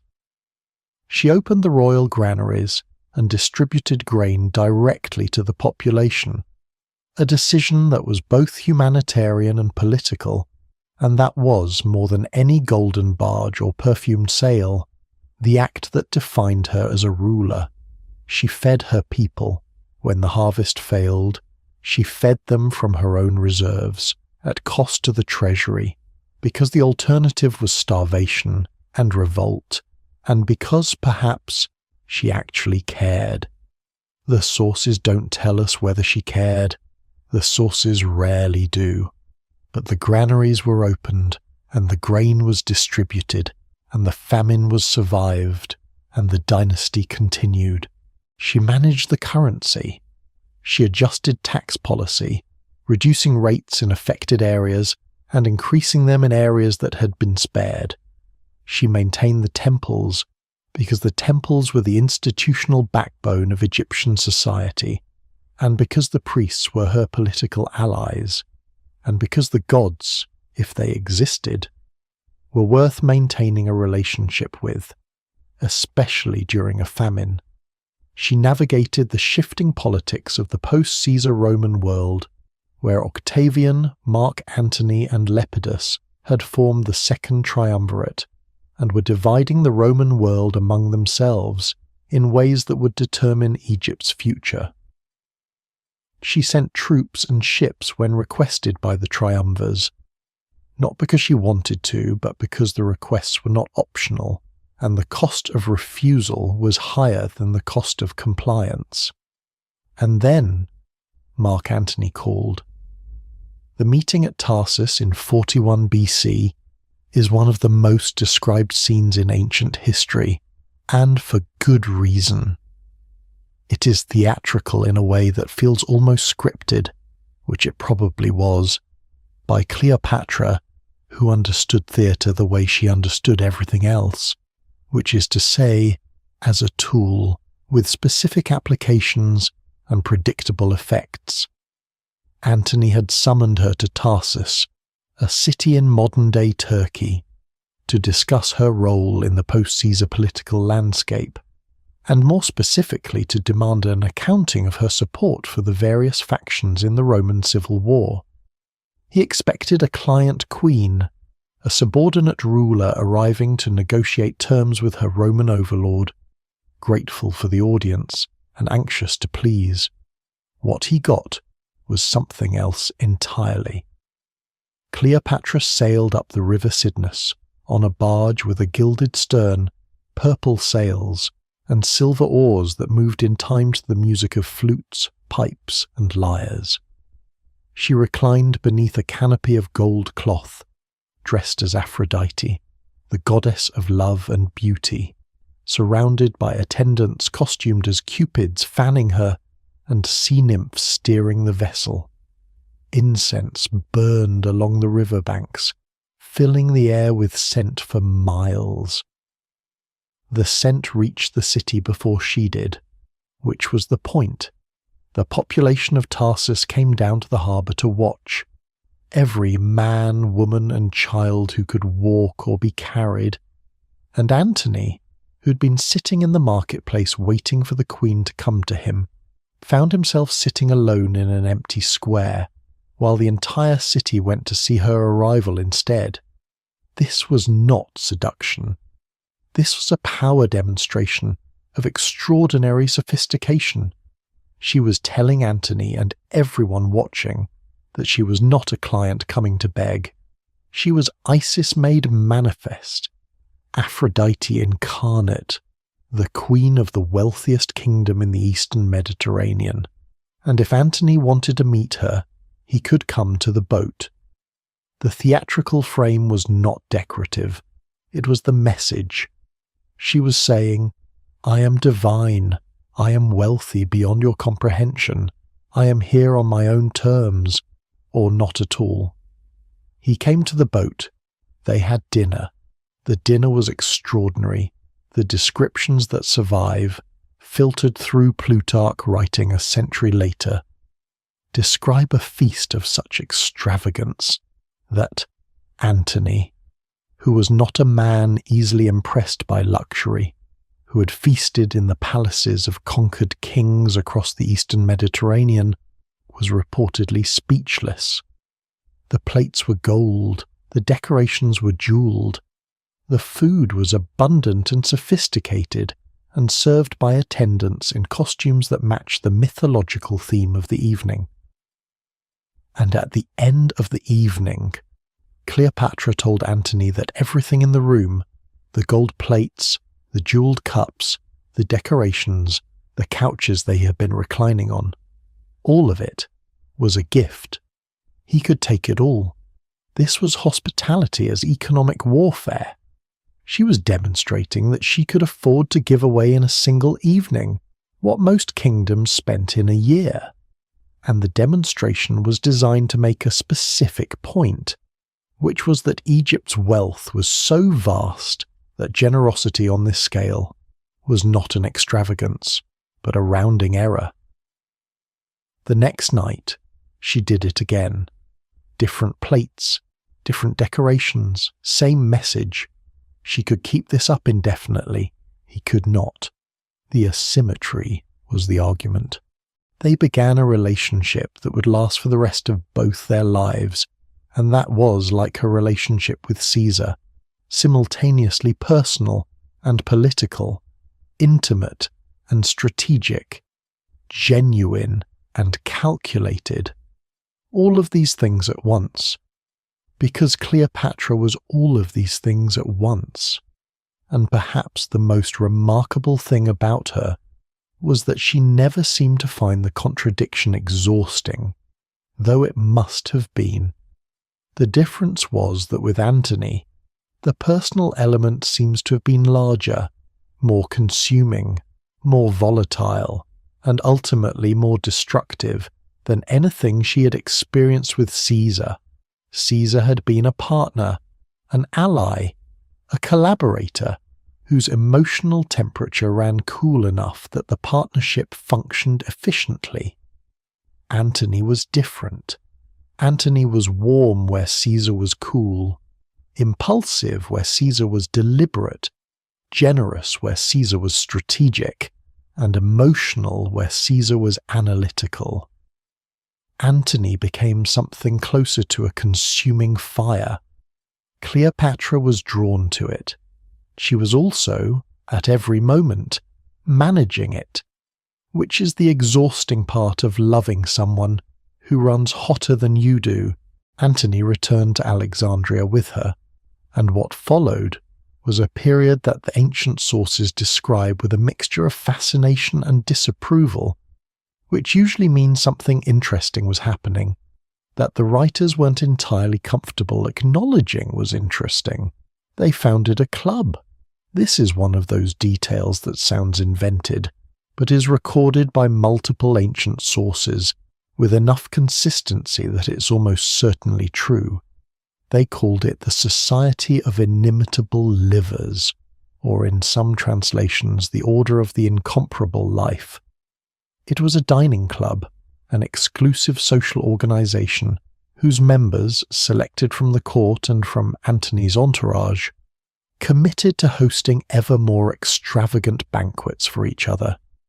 The competition was in the generosity, the creativity, the spectacle, and the sheer scale of the entertainments.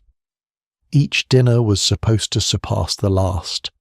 The stakes, measured in expense and imagination, escalated continuously, and the escalation became, itself, the entertainment. Plutarch describes their daily life during this period, with a detail that suggests his sources were either eyewitnesses or very close to them.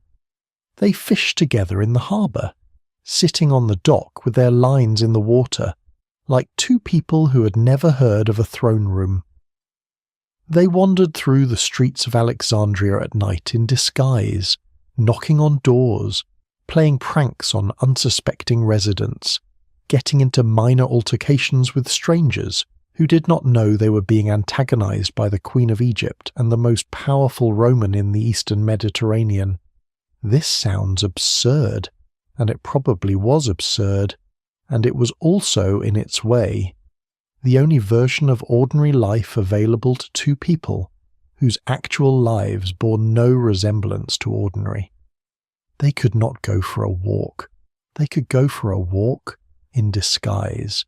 They could not eat at a tavern. They could eat at a tavern while pretending to be merchants. The disguise was the freedom. The absurdity was the point. This is a story reported by Plutarch about a fishing trip. Antony was having bad luck catching fish and, embarrassed in front of Cleopatra, secretly ordered a diver to swim underwater and attach previously caught fish to his hook He pulled them up one after another, miraculous catches, and looked to Cleopatra for admiration. Cleopatra noticed. Of course she noticed. She noticed everything. She said nothing.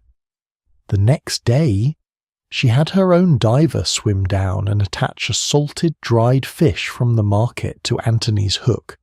He pulled it up, and the entire party burst into laughter, because a salted fish from the market is not something you catch in the harbour, and the joke was impossible to miss. Cleopatra told him gently, laughing, that his job was to fish for cities and kingdoms, not fish.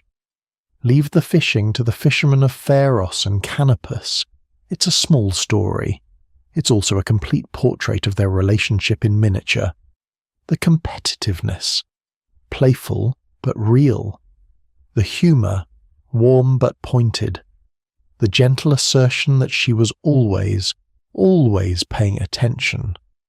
That nothing got past her, not even a diver in the harbour. And the quiet, affectionate reminder that he was more than this, that she needed him to be more than this, that the world needed him to be more than this. She managed him with laughter. It worked, most of the time. When it didn't work, the consequences were considerable. Their domestic life in Alexandria was luxurious, in the way that only the intersection of Egyptian wealth and Roman appetite could produce. The palace was staffed by hundreds of servants, cooks, attendants, musicians, gardeners, scribes, and guards, whose collective function was to ensure that the royal household operated seamlessly at all hours. The kitchens operated continuously. Because the court schedule was unpredictable, and because Antony's appetite for food and for everything else did not observe conventional hours. The gardens were maintained by teams of gardeners who managed plants imported from across the known world.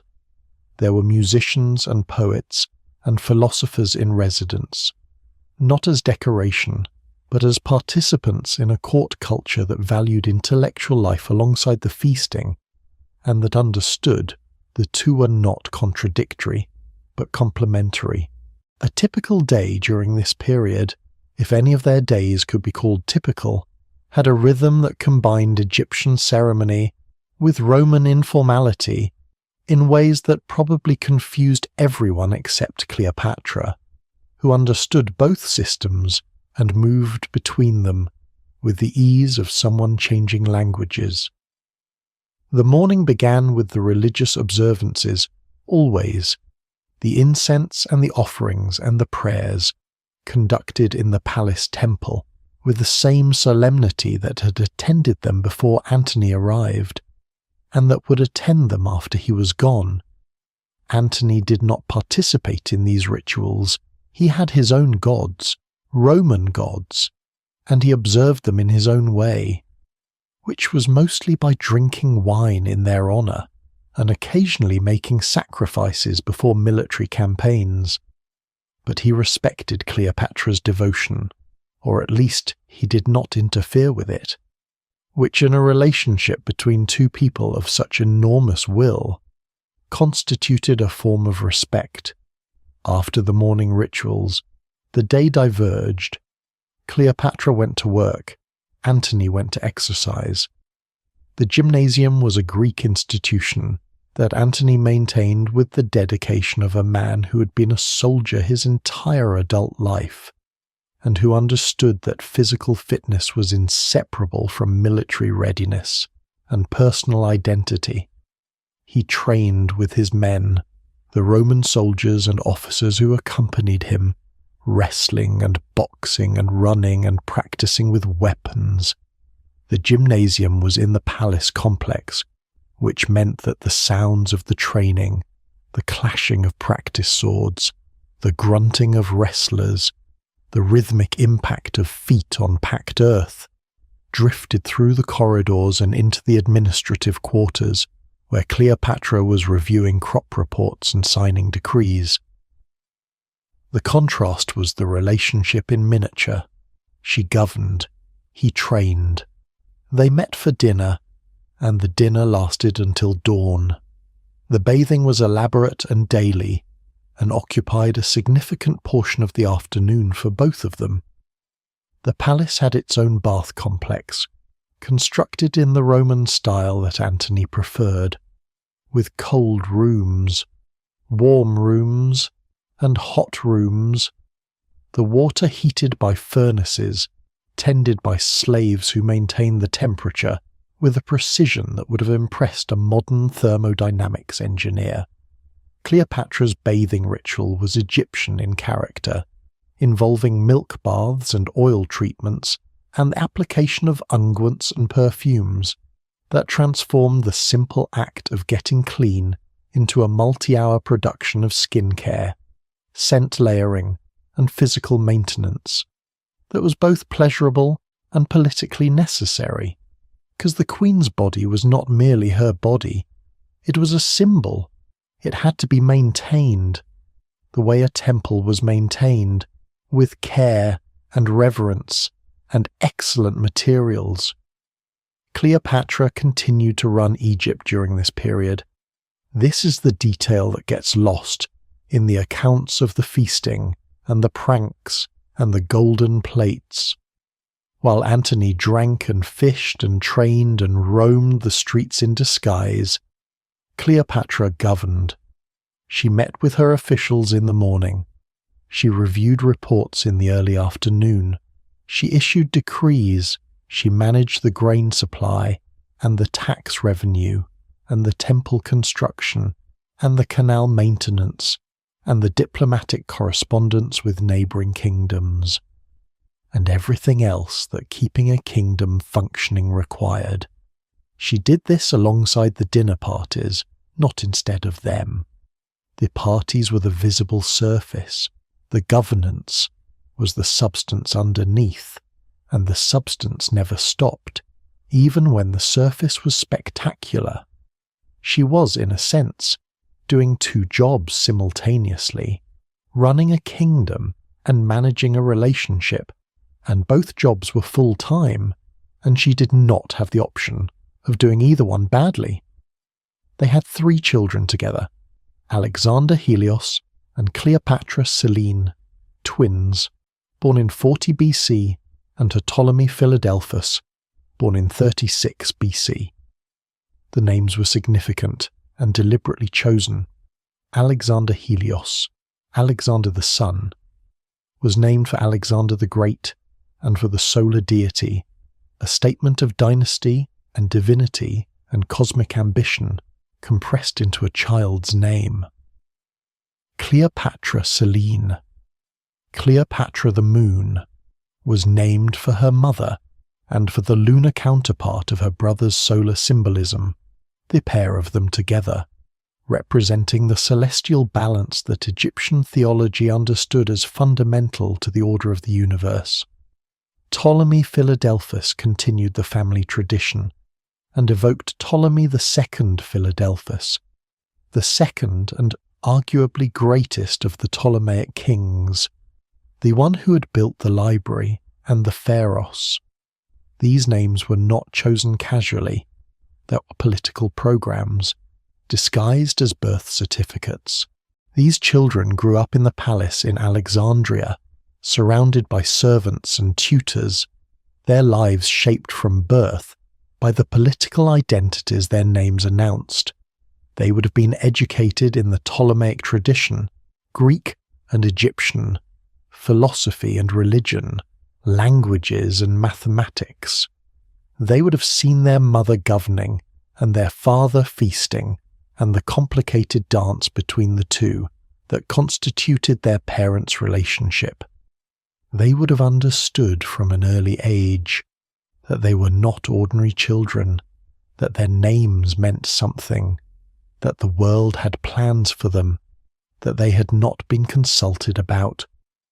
What was Cleopatra like as a mother?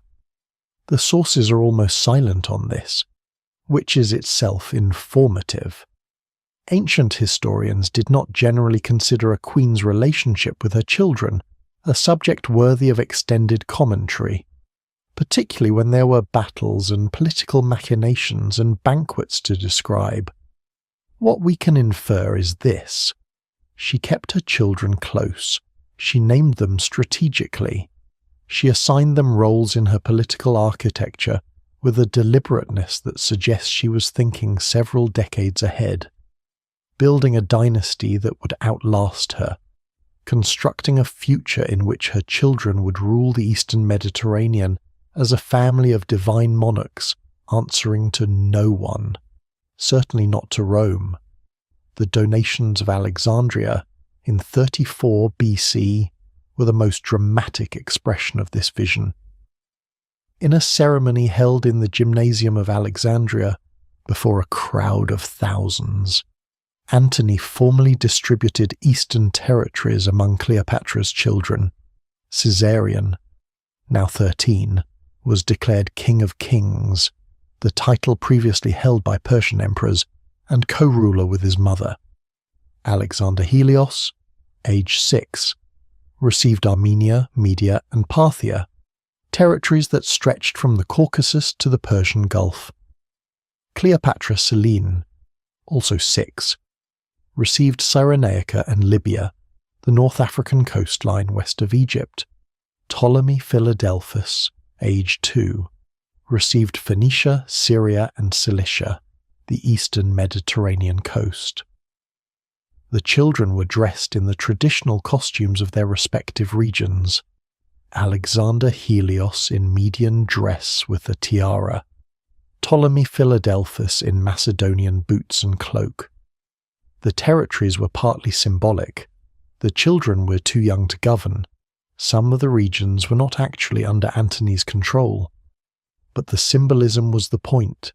Cleopatra was building a new world order with her family at its centre, and she wanted everyone, especially Rome, to see it.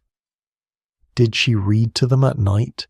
Did she tell them stories about Alexander the Great, whose blood they claimed, and about Isis, whose divinity they inherited? Did she worry about them, the way every parent worries, with that specific, slightly irrational anxiety that lives just below the surface of everything else? The anxiety that wakes you at 3 a.m. to check that the small person in the next room is still breathing? Almost certainly. But the record doesn't say. The record rarely says the things that matter most, which is why we have to read between the lines, and why the reading is always part invention and part hope. Let's talk about what evenings looked like in the palace, in the years between the excitement, because the evenings are where you find the person underneath the queen. The palace at night was quieter than the day, but never silent. The sea murmured against the harbour wall with a persistence that was less sound than texture, the baseline hum of a city built on water. Servants moved through corridors with oil lamps that cast moving shadows across the mosaics, the painted faces on the walls seeming to shift expression as the light passed. The lighthouse burned across the water, visible from the royal quarters, its light steady and ancient and oddly reassuring, the way something that has been doing the same thing for 200 years becomes reassuring simply by continuing to do it. You look at it and think, well, that's still going. That hasn't stopped. Maybe everything will be fine. Cleopatra in the evenings, after the audiences and the meetings and the rituals and the state dinners and the performances and the reports, would have had what passed for private time. She read.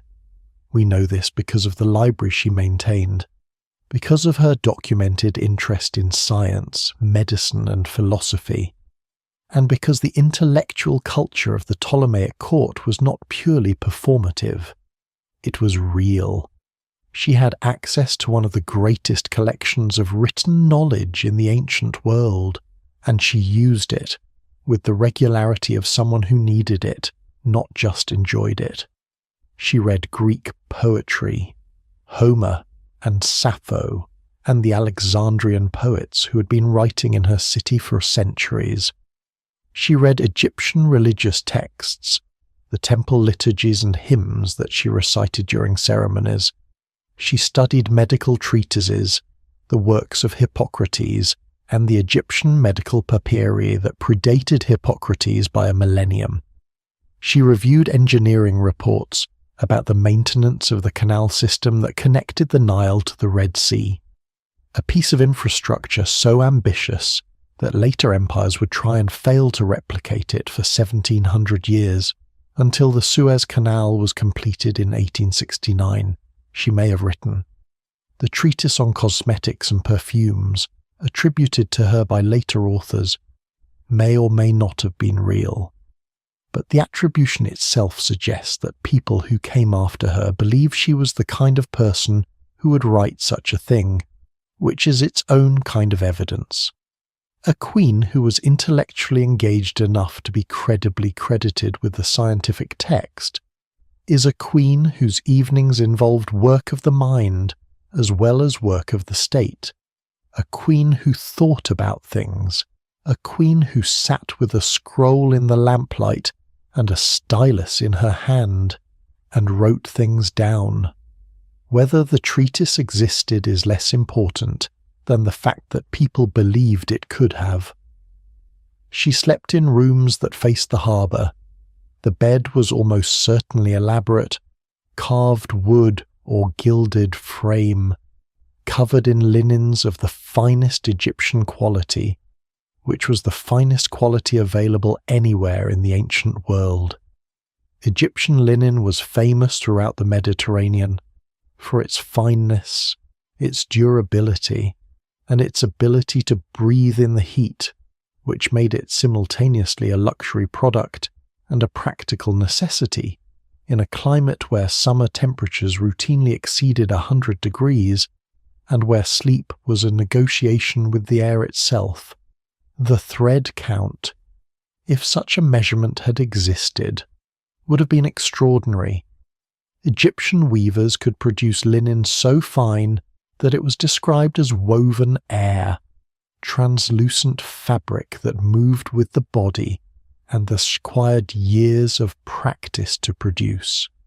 Did she sleep well? This is the kind of question that the sources don't answer, and that sits at the heart of what it actually meant to be her. She was a woman whose sister had tried to kill her, whose brother had tried to kill her, whose other sister had been executed on her orders, whose father had lived in constant fear of overthrow, and who herself governed a kingdom that Rome viewed as a prize to be claimed the moment it became convenient. The political anxiety of her position was not the kind that turned off at night. It was ambient. It was the temperature of the room. It was there when she closed her eyes and there when she opened them, and the only variable was whether it was loud enough to keep her awake, or quiet enough to let her drift into something that approximated rest. She had insomnia. I cannot prove this.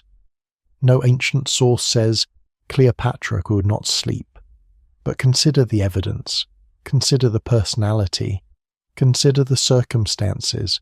Consider the midnight walks through the city in disguise, the late-night dinners, the court that seemed to operate on a schedule that privileged the nighttime hours. Consider a mind that never stopped calculating, never stopped reading the room, never stopped running the mathematics of survival. Consider a woman who understood at every moment that the wrong decision could end not just her reign, but her life and the lives of her children. Sleep under those conditions would have been a luxury more expensive than gold, and I suspect she could not always afford it. I suspect there were nights when the lighthouse burned across the water, and the fan palm rustled outside the window, and the incense from the evening offering still lingered in the air, and she lay in the dark with her eyes open, thinking, running scenarios, planning for outcomes she hoped would never arrive, but that she had to be ready for. This is what power does to sleep. It eats it. It turns every quiet moment into a planning session, and every dark room into an office. Now we come to the part of the story where everything narrows, where the wide scope of a life lived at the intersection of civilizations contracts to a single room, a single choice, a single afternoon in August. The war with Octavian had been building for years, the way storms build, visibly but at a distance, giving you time to prepare, but not enough time to prevent. Antony and Octavian had been circling each other since the formation of the triumvirate, two men sharing a world that both understood could ultimately accommodate only one.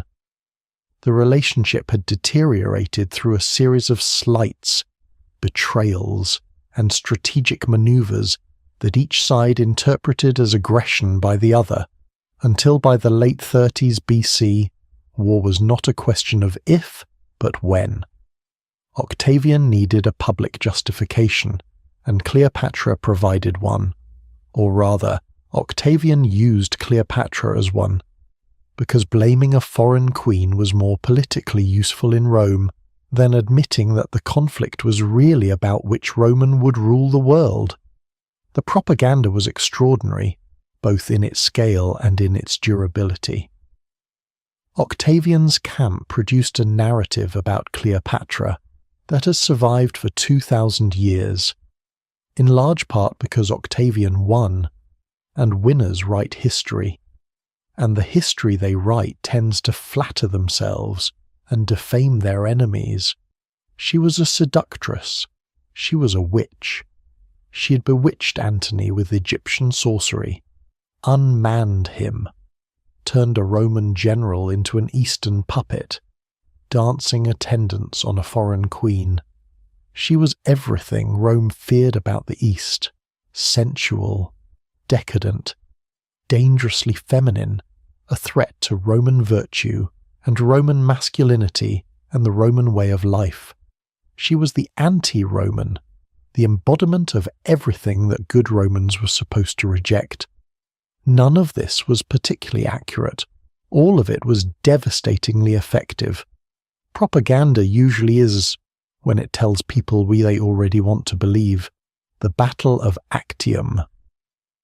September 2nd, 31 BC, was the decisive engagement.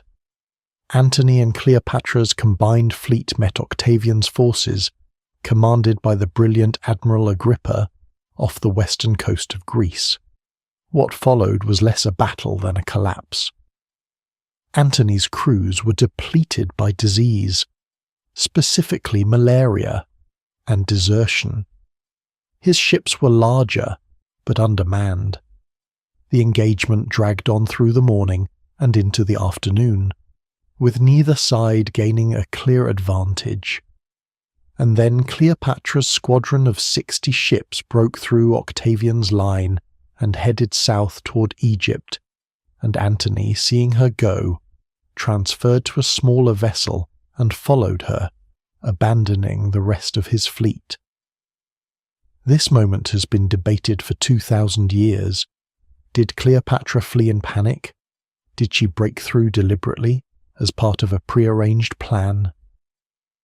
Was the breakout a strategic withdrawal, designed to save the treasure ships and the war chest and regroup in Egypt for a longer campaign? Or was it a failure of nerve, a queen who had never commanded a fleet in battle, discovering in the smoke and chaos of actual combat that she was not the strategist she believed herself to be?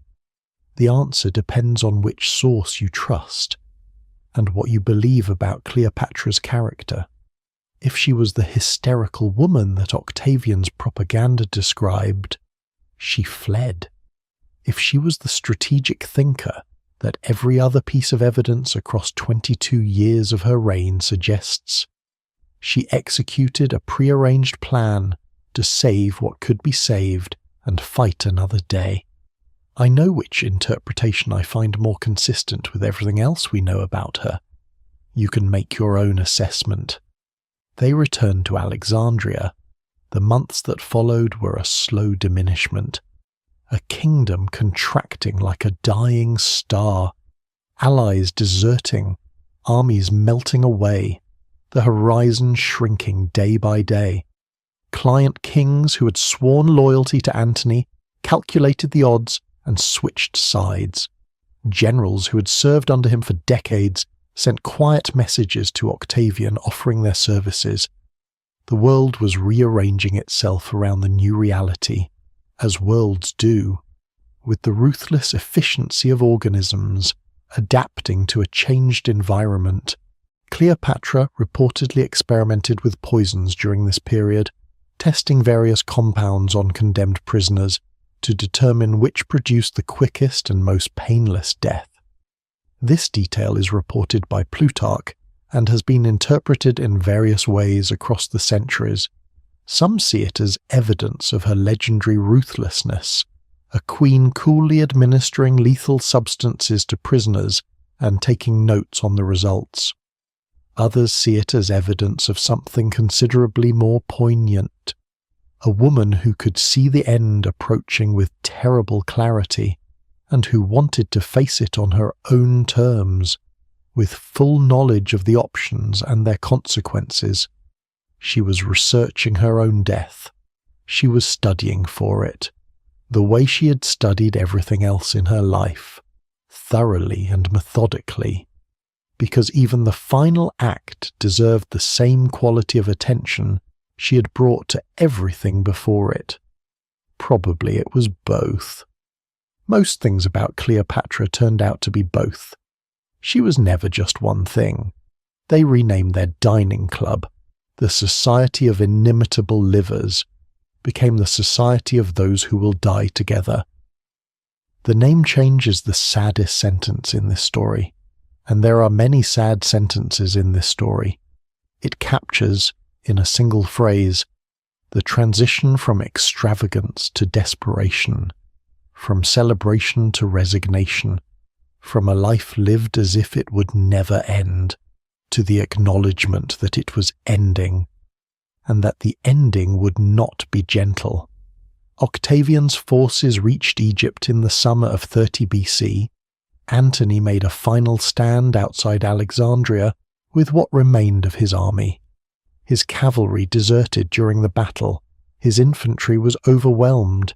He was defeated, utterly and finally, and retreated to the city believing, based on a false report, that Cleopatra was dead. The report was false.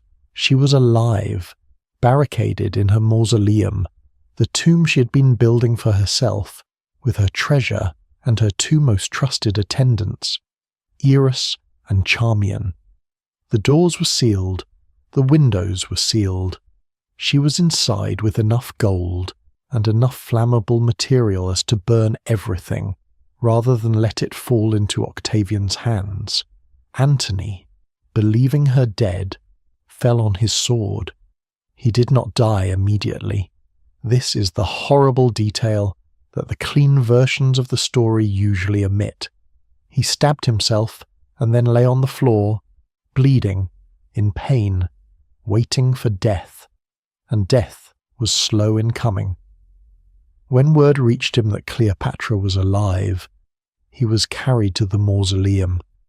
But the doors were sealed, and Cleopatra would not open them, because she suspected, probably correctly, that Octavian's soldiers would rush in the moment the doors were opened. So Antony was hoisted up through a window, on ropes. Plutarch describes the scene in detail. Cleopatra and her two women pulling the ropes, struggling with his weight, smearing themselves with his blood. Antony reaching up toward her, and the people below watching in silence. He died in her arms. He asked for wine. He drank the wine. He told her to save herself, if she could do it without dishonor. Then he died. The room was quiet afterward. in the particular way that rooms are quiet when something enormous has just happened and the air hasn't adjusted yet. Octavian entered Alexandria. He wanted Cleopatra alive, specifically because he wanted to parade her through Rome in his triumph, the conquered queen displayed for the crowd, dragged in chains through the streets, the living proof that Rome had defeated the East. He had seen what the triumph did for a Roman general's career. He intended for this one to be the greatest triumph in Roman history. Cleopatra was the centerpiece. Without her, alive and visible and humiliated, the triumph would be merely impressive instead of legendary. Cleopatra understood this. She understood what she would become if she allowed it. She would become a spectacle, a trophy, a symbol of Roman victory over Eastern decadence. She would walk through Rome in chains, while the crowd jeered and threw things, and her children watched. And the senators who'd never been able to tolerate her existence nodded with satisfaction.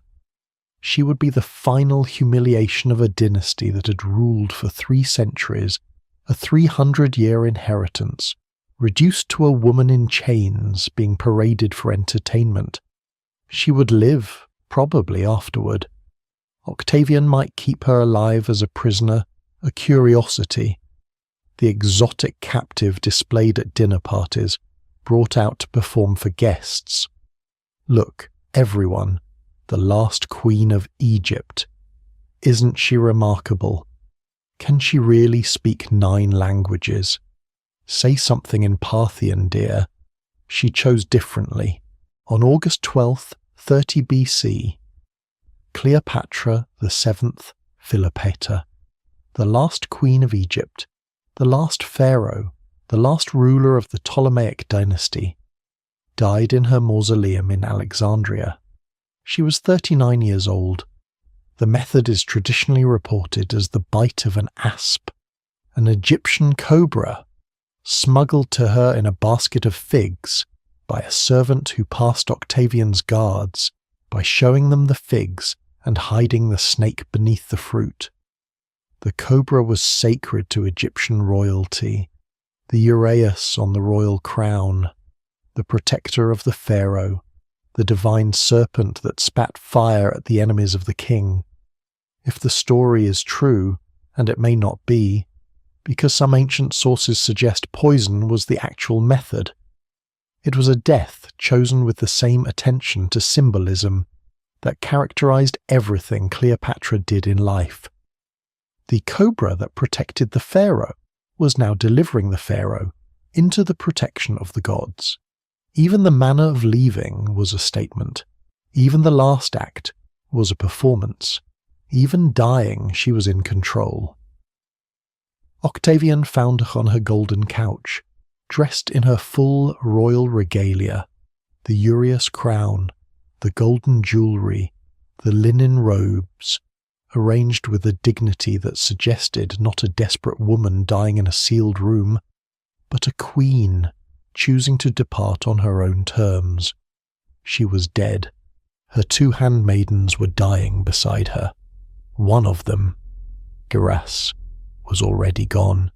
The other, Charmian, was still on her feet, still adjusting the queen's crown, making sure it sat properly, making sure the last queen of Egypt looked like a queen, even in death. Octavian's soldier entered. He looked at the scene.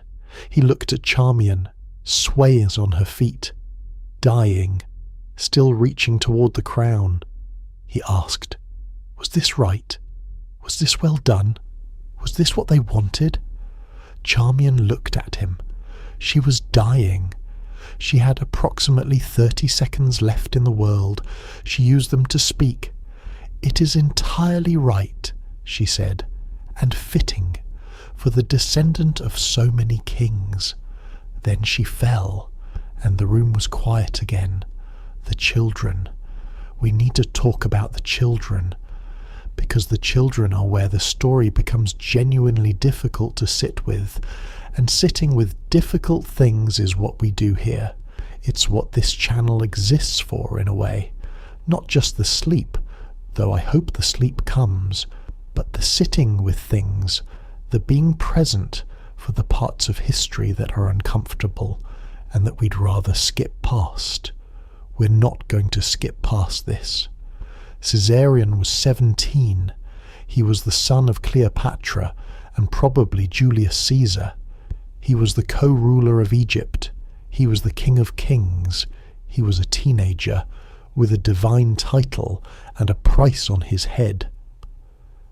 Cleopatra had sent him south before the end, toward Ethiopia or possibly India, with tutors and treasure, hoping to get him beyond Octavian's reach, hoping to preserve something of the dynasty, even if she herself could not be preserved. She was trying to save her eldest child, the way any parent tries to save their child, with desperation and planning, and the knowledge that planning might not be enough. He didn't make it. His tutor, a man named Rodan, persuaded him to return to Alexandria, with the promise that Octavian would treat him kindly and possibly restore him to the throne. The promise was a lie. Rodan was either a traitor or a fool, and the distinction from Caesarion's perspective was academic. Octavian had him killed. The reasoning was coldly logical. Octavian's political identity was built on being the adopted son and heir of Julius Caesar. A boy who could claim to be Caesar's biological son was an existential threat to that identity. 2 Caesars was one too many. An advisor reportedly told Octavian, "Too many Caesars is not a good thing," an allusion to Homer that Octavian found persuasive. The boy was executed. He was 17 years old. He had done nothing wrong except be born to the wrong parents at the wrong moment in the wrong empire. The 3 younger children, Alexander Helios, Cleopatra Selene, and Ptolemy Philadelphus, were taken to Rome. They were 6, 6, and 2. They were dressed in golden chains and paraded through the streets during Octavian's triumph. An effigy of their dead mother carried alongside them. A golden statue of Cleopatra with a snake on her arm, so that the crowd could jeer at the mother even though she had escaped them by dying. The children walked through a city that hated their mother, in front of a crowd that screamed and threw things, and they were 6 years old and 2 years old, and they could not have understood what was happening, or why strangers were angry at them, or where their mother had gone. They were placed in the household of Octavia, Mark Antony's Roman wife, the woman Antony had left for Cleopatra. Octavia raised them. She raised them alongside her own children, Antony's Roman children, in a household that was, by all accounts, compassionate and orderly and decent. This is one of the most remarkable details in the entire story, and one that is almost never discussed at sufficient length. Octavia, the woman whose marriage had been destroyed by Cleopatra, whose husband had publicly humiliated her by choosing an Egyptian queen over a Roman wife, took Cleopatra's children into her home and raised them with a generosity that the historical record consistently notes, and that suggests a character of extraordinary depth. Whatever you think about the politics, the humanity of that gesture is worth a moment of silence. It is worth more than a moment. Alexander Helios and Ptolemy Philadelphus disappear from the historical record after this. We don't know when they died or how. They simply vanish. 2 boys who were once princes of a dynasty that had ruled for 3 centuries, who had been dressed as Persian kings at a ceremony in a gymnasium in Alexandria, who'd been given kingdoms they never visited and titles they never used. erased from history so completely that we can't even say with certainty when the erasure happened. They may have died young of illness. They may have been quietly eliminated when they grew old enough to be threats. We don't know. The record is silent, and the silence is, in its way, the loudest thing in this story. Cleopatra Selene survived. She grew up in Octavia's household, received a Roman education, and was married around 25 BC to Juba II, the king of Mauritania, a client kingdom in North Africa that covered roughly what is now Morocco and western Algeria. Juba was himself a former child of conquest, the son of a Numidian king who had been paraded through Rome in Caesar's triumph decades earlier, and then raised in Rome as a ward of the state. They were both children who had been taken from conquered kingdoms and raised in the conqueror's household, and the marriage between them was both a political arrangement and, possibly, a recognition that they understood each other in ways that nobody else in the Roman world could. Cleopatra Selene ruled alongside Juba for decades. She named her son Ptolemy, continuing the family tradition with a stubbornness that borders on defiance, and that was, in its quiet way, an act of resistance. She would not let the name die. She would not let the dynasty be forgotten. She built temples in Egyptian style. She issued coins with her own image and with the imagery of Isis and of Egypt, coins that circulated in North Africa and that announced to anyone who bothered to look that the daughter of Cleopatra remembered who she was. She was, in her way, the last echo of her mother's dynasty, a queen in her own right, ruling a smaller kingdom on the far edge of the world her mother had tried to hold together, carrying the name and the memory into a future that had no room for either. She died around 6 BC, approximately 24 years after her mother's death, in a palace in Caesarea, far from Alexandria, far from the harbour and the lighthouse and the palace where she had been born. Her son Ptolemy, the last of the Ptolemaic line, was eventually executed by the Roman Emperor Caligula in 40 AD, reportedly because Caligula was jealous of his purple cloak. The dynasty ended, not with a war or a siege, but with a petty emperor's insecurity, which is, in its way, the most Ptolemaic ending possible. The dynasty was over. Egypt became a Roman province, governed by a prefect appointed by the emperor, taxed for Rome's benefit, its grain shipped north to feed the capital, its temples maintained, but its queen gone and its throne empty, and its independence, which had lasted in one form or another for 3,000 years, finished. The priest continued for a time, still performing the rituals, still burning the incense in the mornings, still making the offering to Isis, but the queen who had been Isis was dead, and the office she had held was abolished, and the kingdom she had governed was now a line item in Rome's imperial budget, and Cleopatra became what Octavian needed her to become. Augustus, as he now called himself, needed her to be a villain, so she became a villain. He needed her to be a seductress, so she became a seductress.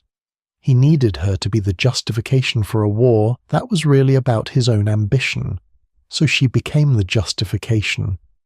The story was rewritten by the winners, as stories always are, and the rewriting was so thorough and so effective that it took 2,000 years for historians to begin peeling back the layers and finding, underneath the propaganda, underneath the golden barges and the poisoned wine and the snake in the basket of figs, a person, not a seductress, not a villain, not a symbol, a person who woke up every morning in a palace that smelled like incense and sea air, and spent her days running a kingdom, managing a bureaucracy, navigating the most dangerous political landscape in the ancient world, raising children, reading scrolls, making decisions that affected millions of people, and trying, in whatever private moments she could find between the morning offering and the evening report,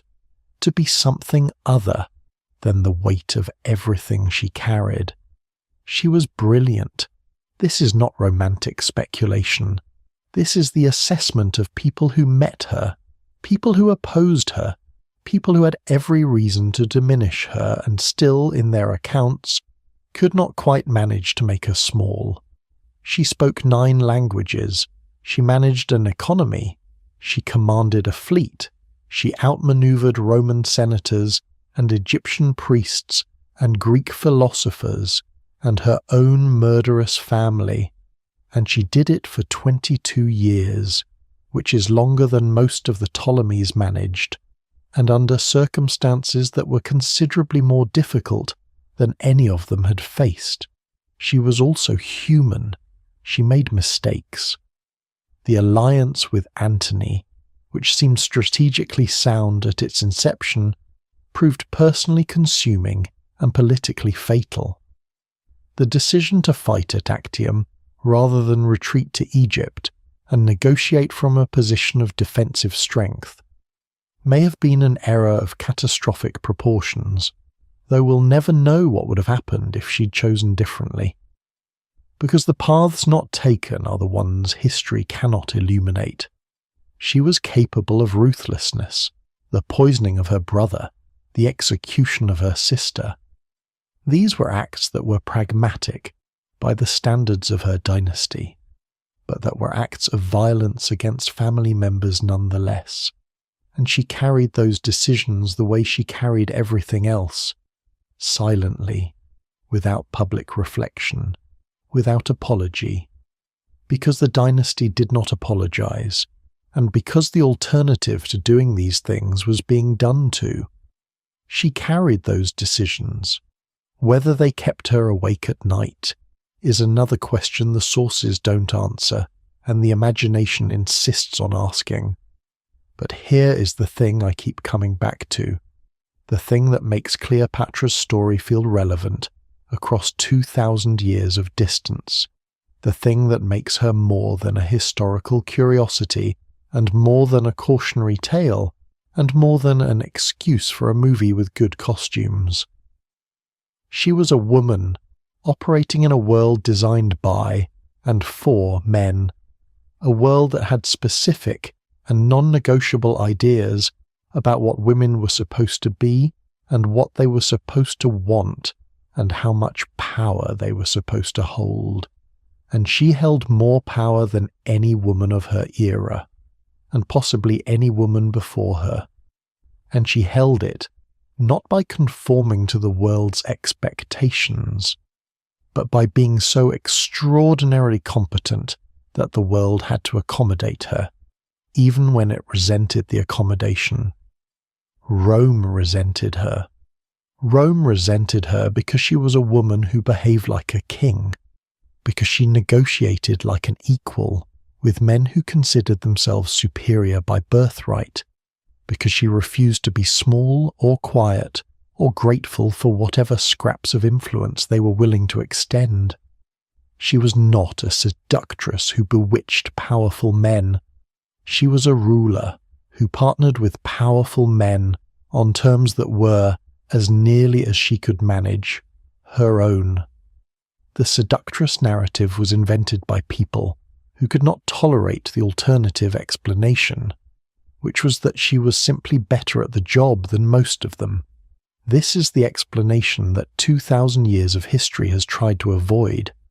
This is the explanation that requires rethinking assumptions so fundamental that most people would rather keep the snake and the golden barge than do the rethinking. The last pharaoh, the last queen, the last of a line that stretched back to Ptolemy I, and through him to Alexander the Great, and through the traditions of her adopted kingdom to the first dynasties of Egypt, 3,000 years of history concentrated in a single person, lying on a golden couch in a sealed room in Alexandria, choosing her own ending rather than accept someone else's version of it. The lighthouse burned on. The harbour was full of ships. The incense, somewhere in a temple, was still burning, because the priests had been told to burn it, and nobody had told them to stop, and so they didn't. And the scent drifted through the corridors of a palace that was now quieter than it had ever been. And the morning offering to Isis happened on schedule, because it always happened on schedule, because the gods did not care about politics, and the priests did not stop for grief, and the ritual was older than any dynasty, and would continue after all the dynasties were gone. And somewhere in the palace, in a room that smelled like kefir and sea salt, and the particular silence that follows the departure of someone who filled a great deal of space, the candle guttered and went out, and the longest night in Egyptian history it began. She was 39 years old. She'd been queen for 22 years. She had spoken 9 languages, governed a kingdom, commanded a navy, loved fiercely and strategically, and perhaps genuinely all at once. She had raised children and lost them. She had built temples and managed famines, and navigated the politics of the most powerful empire in the world, with an intelligence that her enemies respected, even as they destroyed her.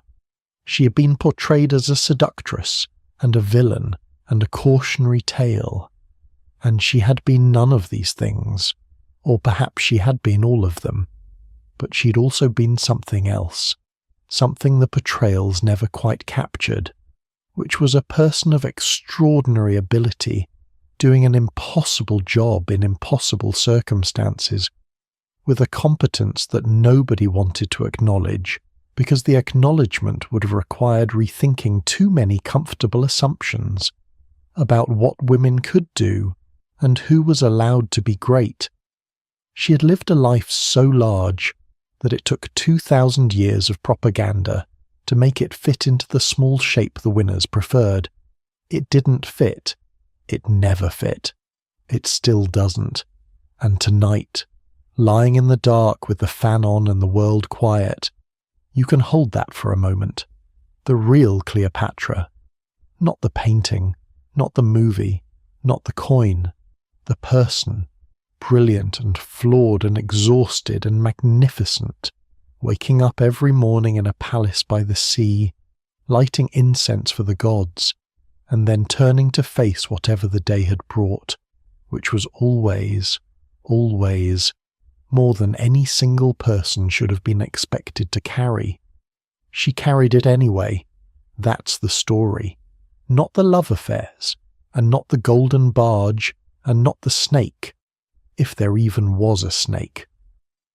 The story is that a woman carried an impossible weight for 22 years, and did it with a competence that history has spent 2 millennia trying to reduce to a love story, because the alternative, that a woman was simply extraordinary at her job, was too threatening to tell. We can tell it now. It's late enough.